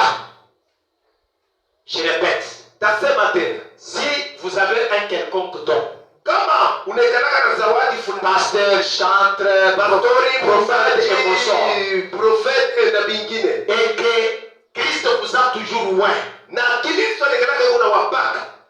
Et maintenant, si vous allez vous suyer, Sasa kama unaenda kujichafua, Christ ne viendra plus encore vous être. Kristo hatakuja tena kukupaka. Il se retire, Anajikokota, il vous quitte. anatoka. J'ai dit, hein? Nasema Il fait quoi? Il vous quitte. anakutoka. Vous restez là-bas. Unabakia pale. Vous savez pas, moi j'ai des dons. Ndio mimi nikataka na zawadi. Moi j'ai pas là. Mimi nasema kamunuka. Moi. Mimi huyu Christ Kristo. vous a déjà quitté. Lakini Kristo amekwisha kutoka. Même si vous réunissez ici 10 000 personnes, Hata kama utakusanisha watu 10,000, je vais faire. tafanya leo. Je vais démontrer Dieu. Tamionyesha Mungu. Je vais faire. Tafanya. Christ vous a déjà quitté. Kristo ameshaka kukutoka. Vous pouvez parler en langue, ce n'est pas une preuve que vous avez Christ. Utasema tamunuka, haina hakikisho sema uko na Kristo. Jésus sur la croix. Yesu juu ya msalaba. Christ l'avait déjà quitté, mais il a parlé en langue. Kristo aliwakasha kutoka ndani yake, lakini alisema Christ kamunuka. l'a quitté dans le jardin de Gethsemane, Wakati alimtoka mais à la croix, il a parlé en langue. lakini kumsaidia Eli na masa za bakatani. Mais Christ l'avait déjà quitté. Lakini hata vile Kristo aliwakasha kutoka. Est-ce que vous lisez votre Bible? Mnasomaka vizuri Biblia?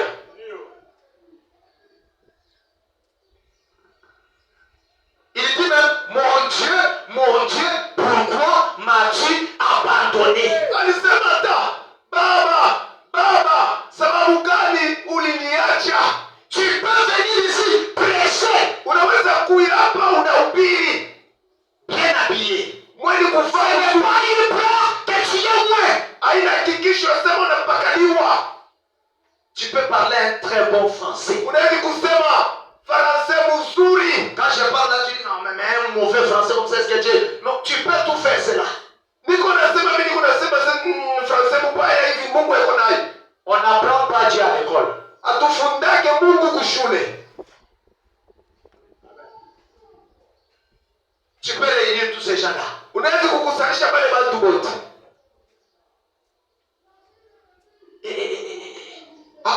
Il a dit, Huyu yuko na Mungu. tu avais vu au stade, Uliona vile mkianza vitu wale dans cette salle-là, mwile nyumba vile mlikuwa. il y avait une punition. Mlikuwa Non, c'est comme là, il a dit. ule ndugu mama.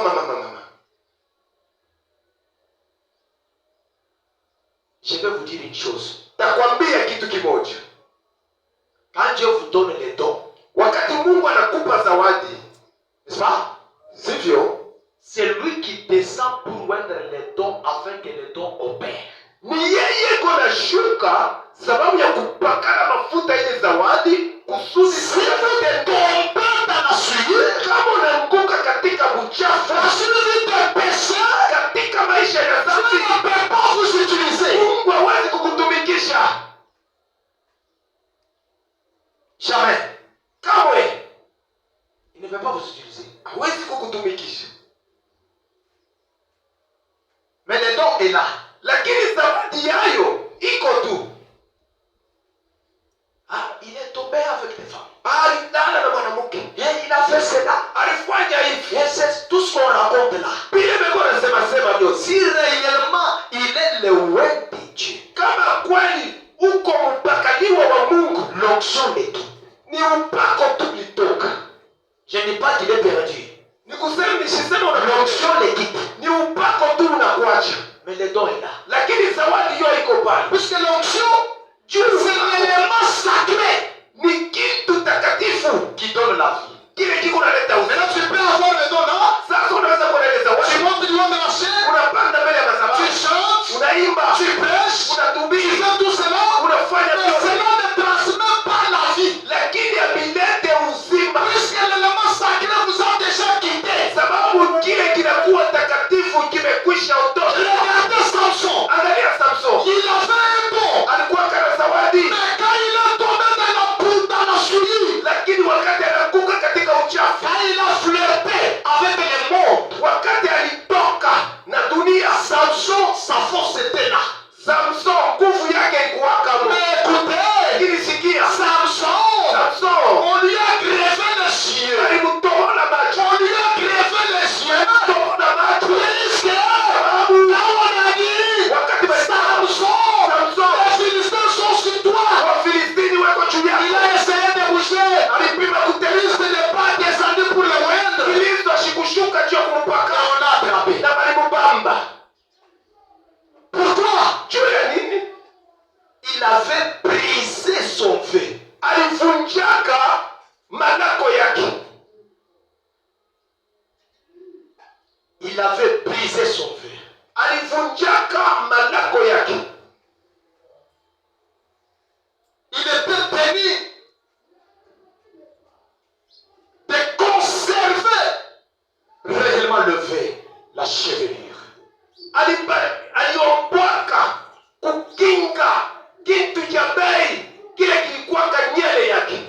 Ce qui était son secret. Na ni ile ilikuwaka siri yake. Et je voudrais vous dire ce matin, Na napenda un kukwambia véritable croyant, Mkristo wa il kweli n'adore pas un Dieu loin de lui. ashiendanake na budu Mungu leko Un véritable croyant, Kristo il adore une vertu qu'il incarne en lui. anakalaka na budu nguvu ile Et kwa c'est un yake. secret. Ni ile na kwa siri.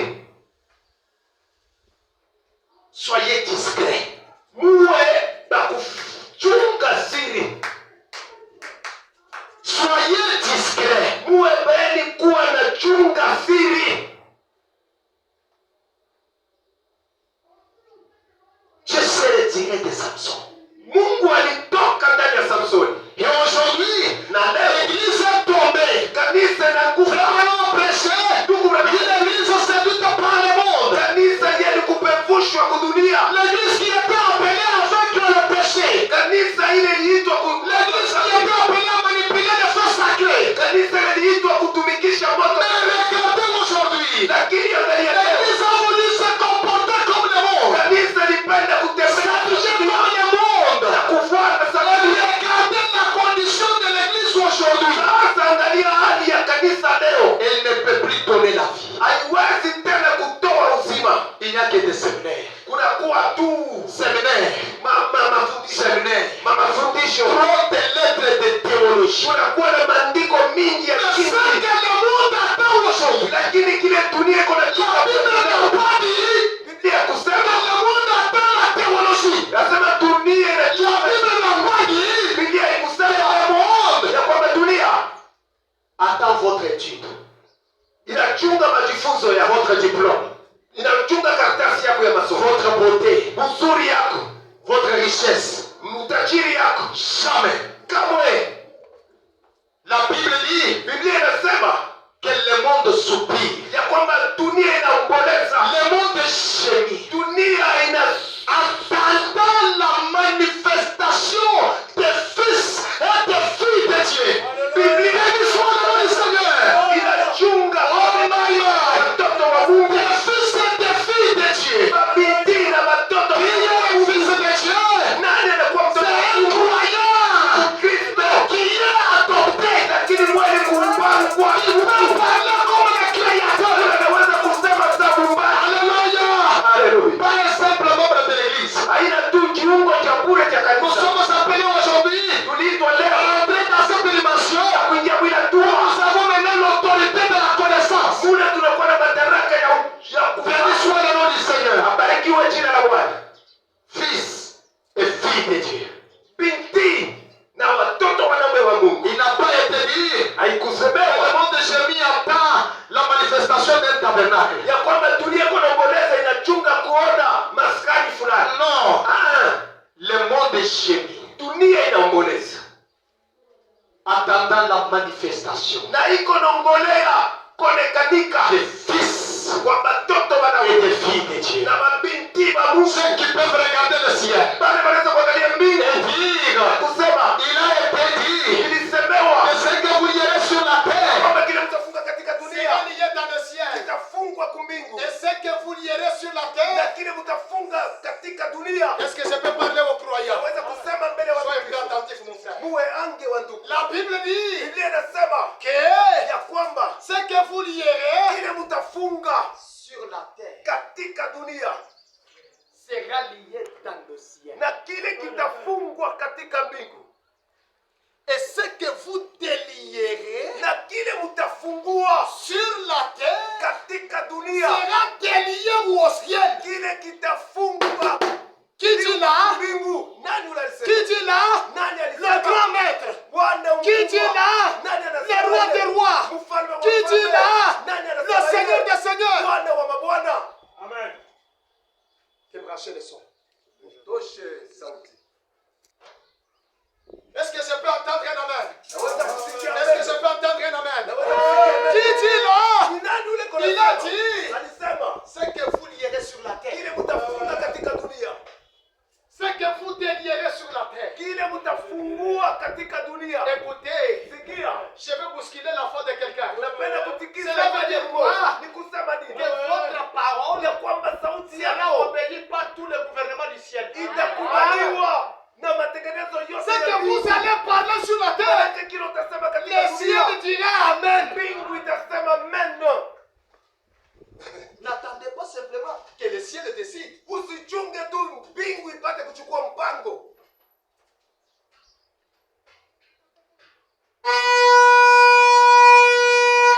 Amen, amen.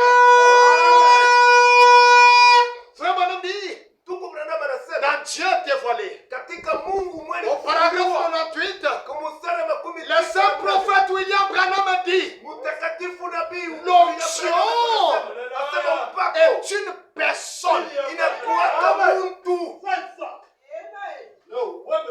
L'onction, Mpako je ne répète pas à quelqu'un ce soir. siseme mtu hii asubuhi, Je prends nachukua ce qui est dit par le grand prophète William Branham. kile kilisemewa na nabii. Frère Branham déclare, Ndugu Branham anasema l'onction est une personne. anasema mpako ni mtu, Le mot Christ na neno hiyo Kristo veut dire inataka kusema quelqu'un mtu qui est eko ouais. mpakaliwa. Amen. L'Église a une responsabilité vis-à-vis de Christ. Mais qui est Christ? Kanisa iko na madaraka mbele ya Kristo. Christ Sasa Kristo mwenyewe ni nani? est une personne ouais. Kristo ni mtu mwenye Frère kupakaliwa. Branham dit le ouais. Ndugu Branham anasema Moïse mpakaliwa. était Christ. Mose alikuwa À Kristo. son époque, Mwile wakati il yake était le ouais. alikuwa mpakaliwa. Jérémie Yeremia était Christ.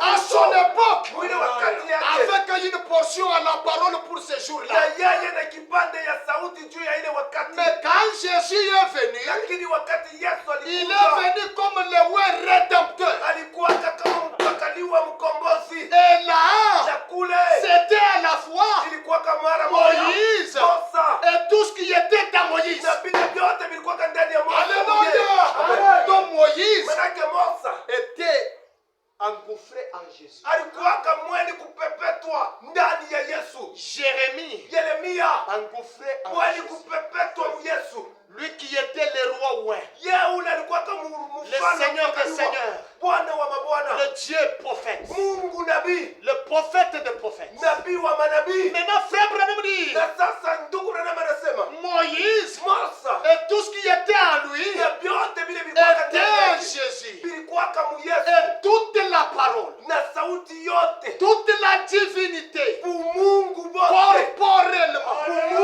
qui était en lui.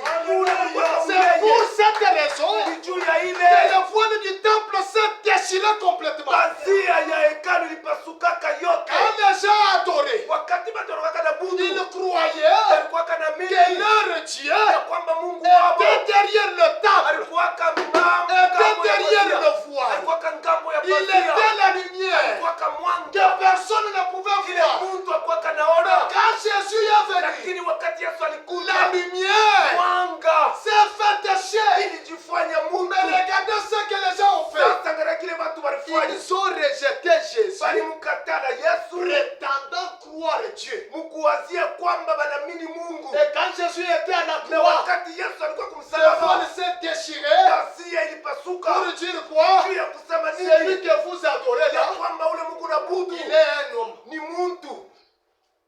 Amen. Est-ce que c'est vrai dans l'église? Niko Amen. nasema Celui kukanisa, que vous adoriez là, manake ule Mungu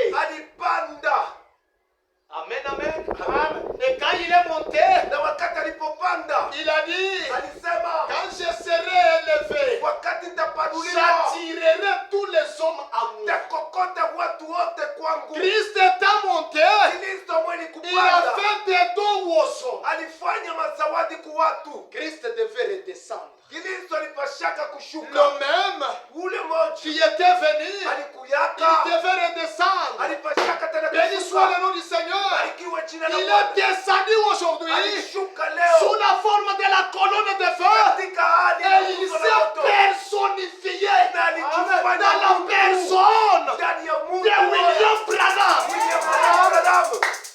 Le Christ Kristo du temps de la fin.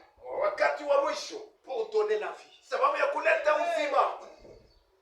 Amen, amen. Amen. Frère Branham dit Ndugu Branham anasema dans le 4e psaume, katika muhuri wa au 4 paragraphe 145, mstari wa 145 Qui est le Christ? Kristo ni cette nani? personne qui est ointe, Ule mtu mwenye Frère Branham kupata dit, ndugu Branham j'ai anasema aussi pris Apocalypse 10 nasema nilichukua pia Ufunuo 10 pour montrer que le message du 7e ange, sababu ya kuonesha kwamba ujumbe wa malaika wa 7 ce sera une personne itakuwaka mtu en ces derniers jours muhimu siku ya mwisho qui sera ointe de Dieu atakuwa mwenye kupakaliwa na Mungu pour remplir un ministère sababu ya kufanya kuyaza tout à huduma fait semblable à celui d'Élie le prophète. yenye kufanana na ile J'espère que ya l'église est nabii. avec moi. Amen. Que le Seigneur Dieu vous bénisse. Bwana Mungu awabariki. Cette personne Ule mtu qui est ointe de Dieu, mwenye kupakaliwa na c'est pour Mungu accomplir juu ya le kutimiza ministère de Malachi 4. huduma wa Malaki Frère Branham ile. dit, Ndugu Branham anasema pour révéler la parole, sababu ya kufungua la vraie sauti, parole originelle de Dieu. sauti ya kweli ya Dans mwanzo ya cette Mungu. génération, Hiki kizazi la parole originelle sauti la mwanzo de Dieu dans cette ya génération. Mungu katika hii kizazi. La façon dont il avait agi Munamna ile aliweza avec la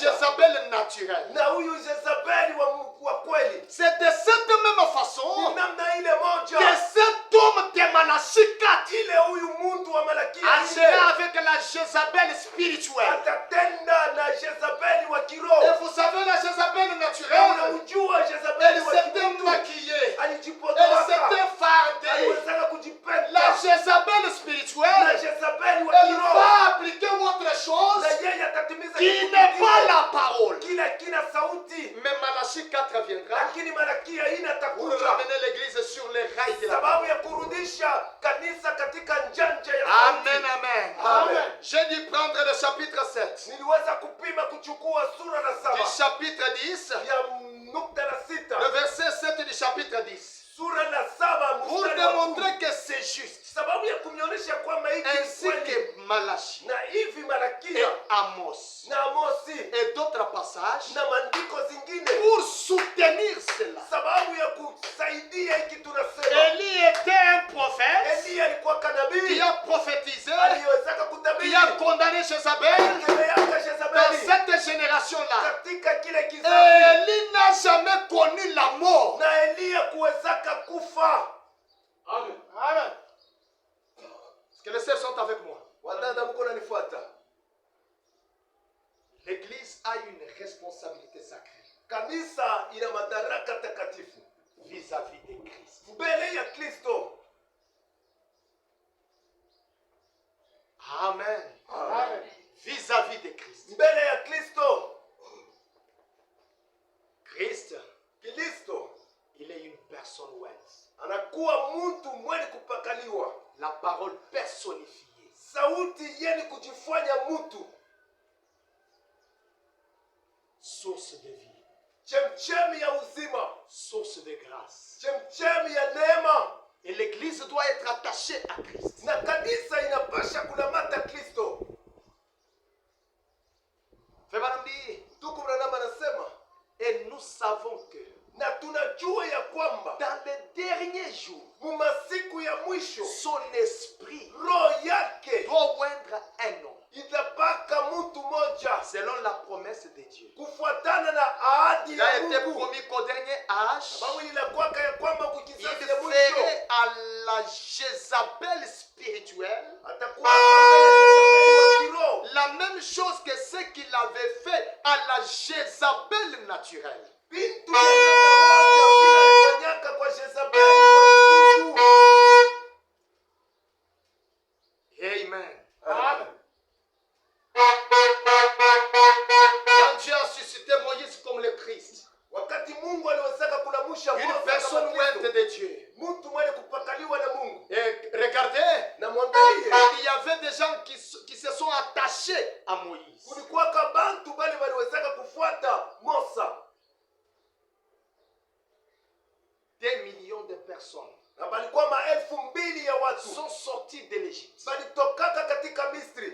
Mais on nous parle que de ces 2 millions, Na banatuambia kwamba katika ya 2,000 il n'y a eu que 2 personnes kulikuwa tu watu 2 bure qui sont entrés dans la terre. ambao waliingia katika udongo wa Malako, Josué Yoshua et Caleb. na Kalebu. Ils sont restés fidèles, Bali bakiaka baminifu loyaux beni kushika aux sheria enseignements de Moïse. kumafundisho ya Musa. Ils n'ont pas regardé les géants du pays. Abakuangaliaka bakafyatu ba Ils n'ont mwinchi. pas regardé à tout ce que les géants pouvaient dire. Abakuwezaka kuangalia wala kushutuka kile Mais ils bakafyatu ont waliweza regardé à ce kusema. que Moïse avait dit. Lakini baliangaliaka ambacho Puisque Musa ce que aliweza Moïse kusema. avait dit, Sababu kile Musa c'était la aliweza parole infaillible des kusema. promesses. Sauti ile isiyokosa kutenda ya Et Malako. je vais dire aujourd'hui, Na ninapenda kusema le leo, véritable croyant, waaminifu wa une kweli, véritable église, kanisa ya kweli s'attachera fidèlement à itaamana ce katika que William uaminifu. Branham a dit. Kujua kile William Puisque là au ciel, sababu kule kumbingu il a été dit, ilisemwaka, notre précieux frère, mpendwa wetu ndugu, si tu n'étais pas venu, na weye kama nous ukukuwaka, ne serions jamais. sisi hatukuwezaka kufika huku. Nous nous reposons Tunaketi sur tes paroles infaillibles. juu ya masemo yako siokosa kutenda ya Est-ce que je peux neema. entendre un amen? Amen. Béni soit le nom du Seigneur. Barikiwe jina la Bwana. Que Dieu soit loué, Mungu puisqu'il nous a envoyé William Branham. awe barikiwe Que Dieu soit loué, puisque Barikiwe. Dieu nous a envoyé un meilleur don. Sawa alitumia Et zawadi c'était don emmailloté, na ilikuwa zawadi conservé dans le corps d'un homme. yani kukingwa katika mwili wa mtu. Quand l'homme regarde, Wakati mtu alikuwa il peut anaangalia être choqué. anaweza kukwaza, Mais dans ce corps, lakini ndani ya ile mwili, derrière cette chair de blaireau, nyuma ya hiyo derrière ngozi ya la peau watoto, de blaireau, nyuma ya hii il ngozi y ya a la watu, colonne de feu. mulikuwaka nguzo Il y a ya la moto. gloire de la Shekinah. Mulikuwaka utukufu wa Il y a Shekina. le Dieu suprême, Mulikuwaka Mungu mkubwa, le Seigneur des Seigneurs. Bwana wa mabwana. Amen, amen. Est-ce que je peux entendre un amen? Naweza kusikia Voilà l'Église ndani ya Kristo. auquel l'Église Ule ambaye doit être kanisa attachée, inapasha doit rester fidèle. inapasha kupatia uaminifu. 1 sur 1 million. Mmoja katika maelfu, 2 seulement sont entrés. wawili tu waliwezaka kuingia, Ils sont restés attachés à Moïse. balibakiaka beni kuna mata Musa. Frère Madame dit, Ndugu Branham anasema 2 millions de personnes sorties. asema 2,000 ya watu Ils ilitoka, chantaient. balikuwa Nous naimba, sommes sortis dans le monde. tunatoka katika Tout le monde dunia est venu dans un tabernacle. juu ya kuingia katika Tout le monde maskani, est venu dans une église. juu ya kuingia katika Il y a eu le kanisa. premier là. Kulikuwa kusema Les gens Mungu, ont mangé la manne. bantu balikula Ils ont mana, mangé les écailles. bantu balikula Il y a eu nkanga, des miracles. kulikuwa Ils miujiza, ont traversé la mer Rouge. balitambuka, Ce balitambuka. n'était pas ça l'objectif. Ila ikukuwaka mwisho wa L'objectif shabaha. était d'entrer dans la terre promise. Shabaha ilikuwaka ya kuingia katika udongo ya Si vous Malako. n'entrez pas dans la terre Na kama promise, mwingie katika udongo soit ya vous Malako, mourrez dans le désert, Bwana munakufa soit mjangwa, vous mourrez dans la mer Rouge, Bwana munakufa katika soit maji vous mekundu, rentrez en Égypte, Bwana munarudia katika puisque vous Misri, n'êtes pas prédestinés. sababu mkuu weni Et ce kuitwa. matin, je Na déclare hii asubuhi que nasema si vous n'êtes pas prédestinés à ce kama message, mweye mkuitwa kuyu il mjumbe, serait mieux de rentrer dans le monde. heri kwako kurudia katika dunia. Amen, amen. Amen. Ils criaient, Bakalalamika, ils firent tout le reste des choses. bakafanya vyote vile vilikuwa, Ils partirent à une autre. balikuwa nenda fazi na lingine. Ils ne parlèrent pas en langue, Abakuseme tumuruga, mais ils crièrent. lakini balilalamika, Ils donnèrent gloire à Dieu. balileta sifa kwa Mungu, Ils dansèrent le long de la mer. balikuwa nacheza kando kando ya bahari. C'est ce que fait Branham dit. Ni kile Branham iko nasema, Ça, dans l'union invisible. ni katika ushirika usioonekana. 191. 191. Pour danser, Juu ya kucheza, tous 2 millions ont dansé. wote 2,000 walichezaka. Toutes les églises chantent. Makanisa yote leo iko na Réunion cheza, de prière, iko na mikusanyiko ya maombi, jeûne, iko na funga chakula, supplication, iko na omboleza consécration, na kujitoa marathon, na marathon yao, 40 jours de prière, masiku 4 ya maombi, de jeûne et prière. yakifungwa na kukosa kula na maombi. Ça c'est réservé à Jésus-Christ. Hii bililegea tu Yesu. Nous devons jeûner, Sisi tunapasha kufunga, nous devons prier, tunapasha kuomba, mais pas 40 jours. lakini sio masiku 40. Je devais entendre un amen. Sikia meno. Nous devons jeûner, Tunapasha kufunga, nous devons prier. tunapasha kuomba. 40 jours, c'est pas la parole. Ila sauti. Là, vous êtes allés au-delà. Hapa munenda mbali kabisa.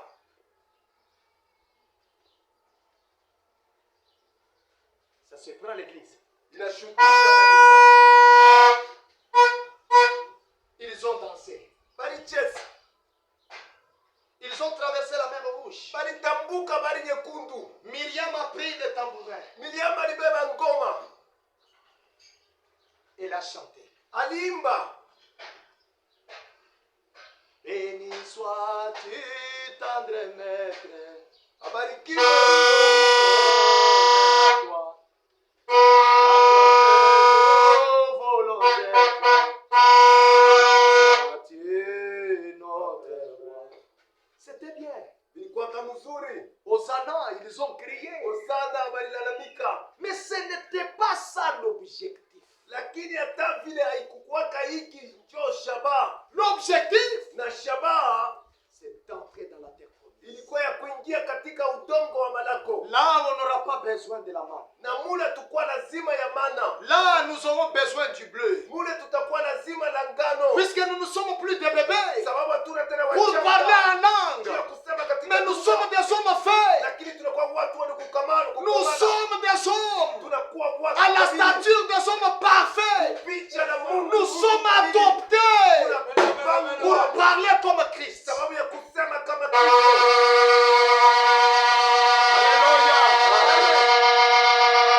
Ils ont dansé. Balicheza.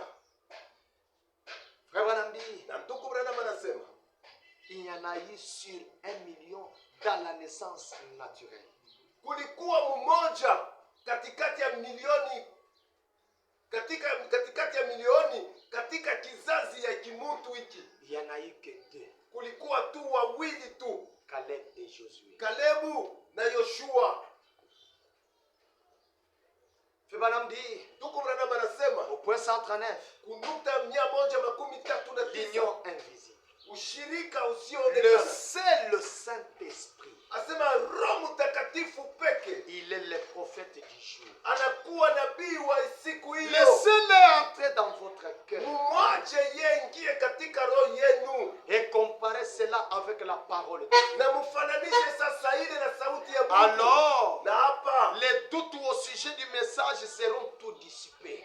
sita yote mbele ya mjumbe. Est-ce que le message est la vérité ou pas? Mjumbe na Non, recevez d'abord le Saint-Esprit. mbele, pokea Roho Et Mtakatifu. alors, Na sasa le Saint-Esprit comme le prophète, Roho Mtakatifu sana il nabii, vous pardonnera, yeye il atakusemea, vous enseignera, il atakufundisha, vous guidera, il atakuongoza, vous parlera. atakwazungumzia. Vous découvrirez alors Na hapa pale mtafumula kwamba que c'est exactement en accord avec la parole. inakuwa kweli pamoja na sauti, La parole pour ce jour. sauti juu ya hii wakati. Vous ne pouvez prêcher aujourd'hui le message de Luther. Hamwezi leo kuhubiri ujumbe wa Lutero, Il s'y trouve. ikwamo, Mais ce sont les pieds. lakini inakuwa mikulu. Vous ne pouvez prêcher Wesley. Hamwezi leo kuhubiri Wesley, Vous ne pouvez prêcher la Pentecôte. na hamwezi kuhubiri Pentekoste leo. Nous m'entend très bien. Kanisa mnalifuata Nous vizuri. sommes au-delà. Tunakuya yulu ya hiyo. Au-delà de quoi? Yulu ya nini? Au-delà des pieds, Yulu ya mikulu. des jambes, Ya miguu. au-delà du cou. Yulu ya singo. Nous sommes maintenant à la tête. Tunakuya mkipande ya Nous sommes kichwa. maintenant au sommet. Tunakuya kunjongo. Ils Tukuranama nasema. sont tous devenus une dénomination Banakuya bote sehemu. et sont morts. Na banakufa.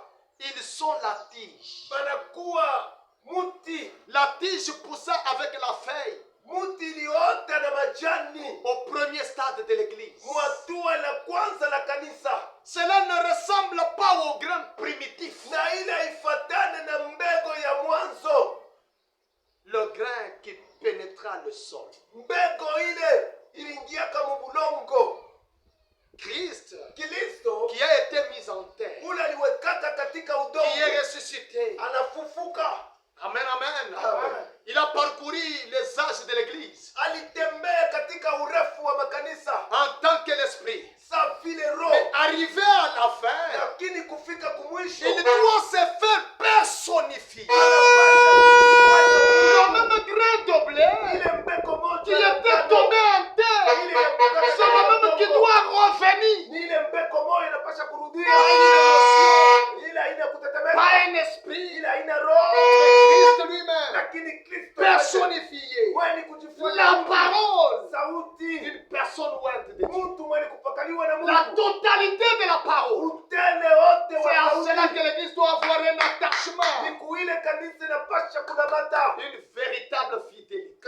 Uaminifu wa kweli. C'est alors que nous allons vaincre le Dieu de cet âge. Ni hapa tunaweza kushinda miungu ya hii wakati. C'est alors que mbaya. nous allons surmonter toute épreuve. Ni hapa tunaweza kuenda C'est yulu ya alors que wakati nous zote. deviendrons des vainqueurs. Na hapa tunaweza kuwa bashindaji. Béni soit le nom du Seigneur. Barikiwe jina la Fais Bwana. madame dit, laissez le Saint-Esprit entrer. Anasema mwache roho. Alors que nous Mtakatifu sommes debout. Mwi wakati Je tunasimama. vous demande, ma soeur, Na kuomba dada. je vous demande, mon Na frère, kuomba ndugu. que la virginité, Ya kwamba pour une femme naturelle, juu ya mwanamke wetu wa kweli. c'est un attachement de l'Église vis-à-vis de Christ. Inakuwa kuna matana kwa kweli kwa kanisa. Vis-à-vis mbele ya de Kristo. l'onction. Mbele ya Et une upako. véritable onction, Na upako wa c'est la kweli. révélation de la parole pour ces gens. Inakuwa ufunuo wa sauti. Wow! Christ qui se personnifie. Kristo mwenye kujifanya Mungu. Voilà l'onction. Njoo upako. Comme la Bible dit, là où se trouve le corps, Mahali panakuwa mwili. là s'assembleront les Ni aigles. pale matai itazunguka. Les aigles ne se rassemblent pas autour des cadavres, Matai haizungukaje kando kando ya maiti. autour des pourritures, Kando kando ya vitu vya mais les kuoza. aigles se rassemblent autour de la viande fraîche. Lakini matai inazunguka kando Est-ce kando que vous croyez avec moi ce matin Amen. que la parole a été Ya personnifiée? kwamba sauti. La parole ointe de cet Sauti âge. yeye ni kupakwa ya yule Alors wakati. Dieu Na hapa Mungu vous conduira atawaongoza en toute tranquillité. katika utaratibu wote. Béni soit le nom du Seigneur. Barikiwe jina la Bwana. Alors que nous sommes Huyu debout, wakati tunasimama juu. chacun va parler à Na Dieu. kila mtu atakwenda kuomba mbele ya Mungu.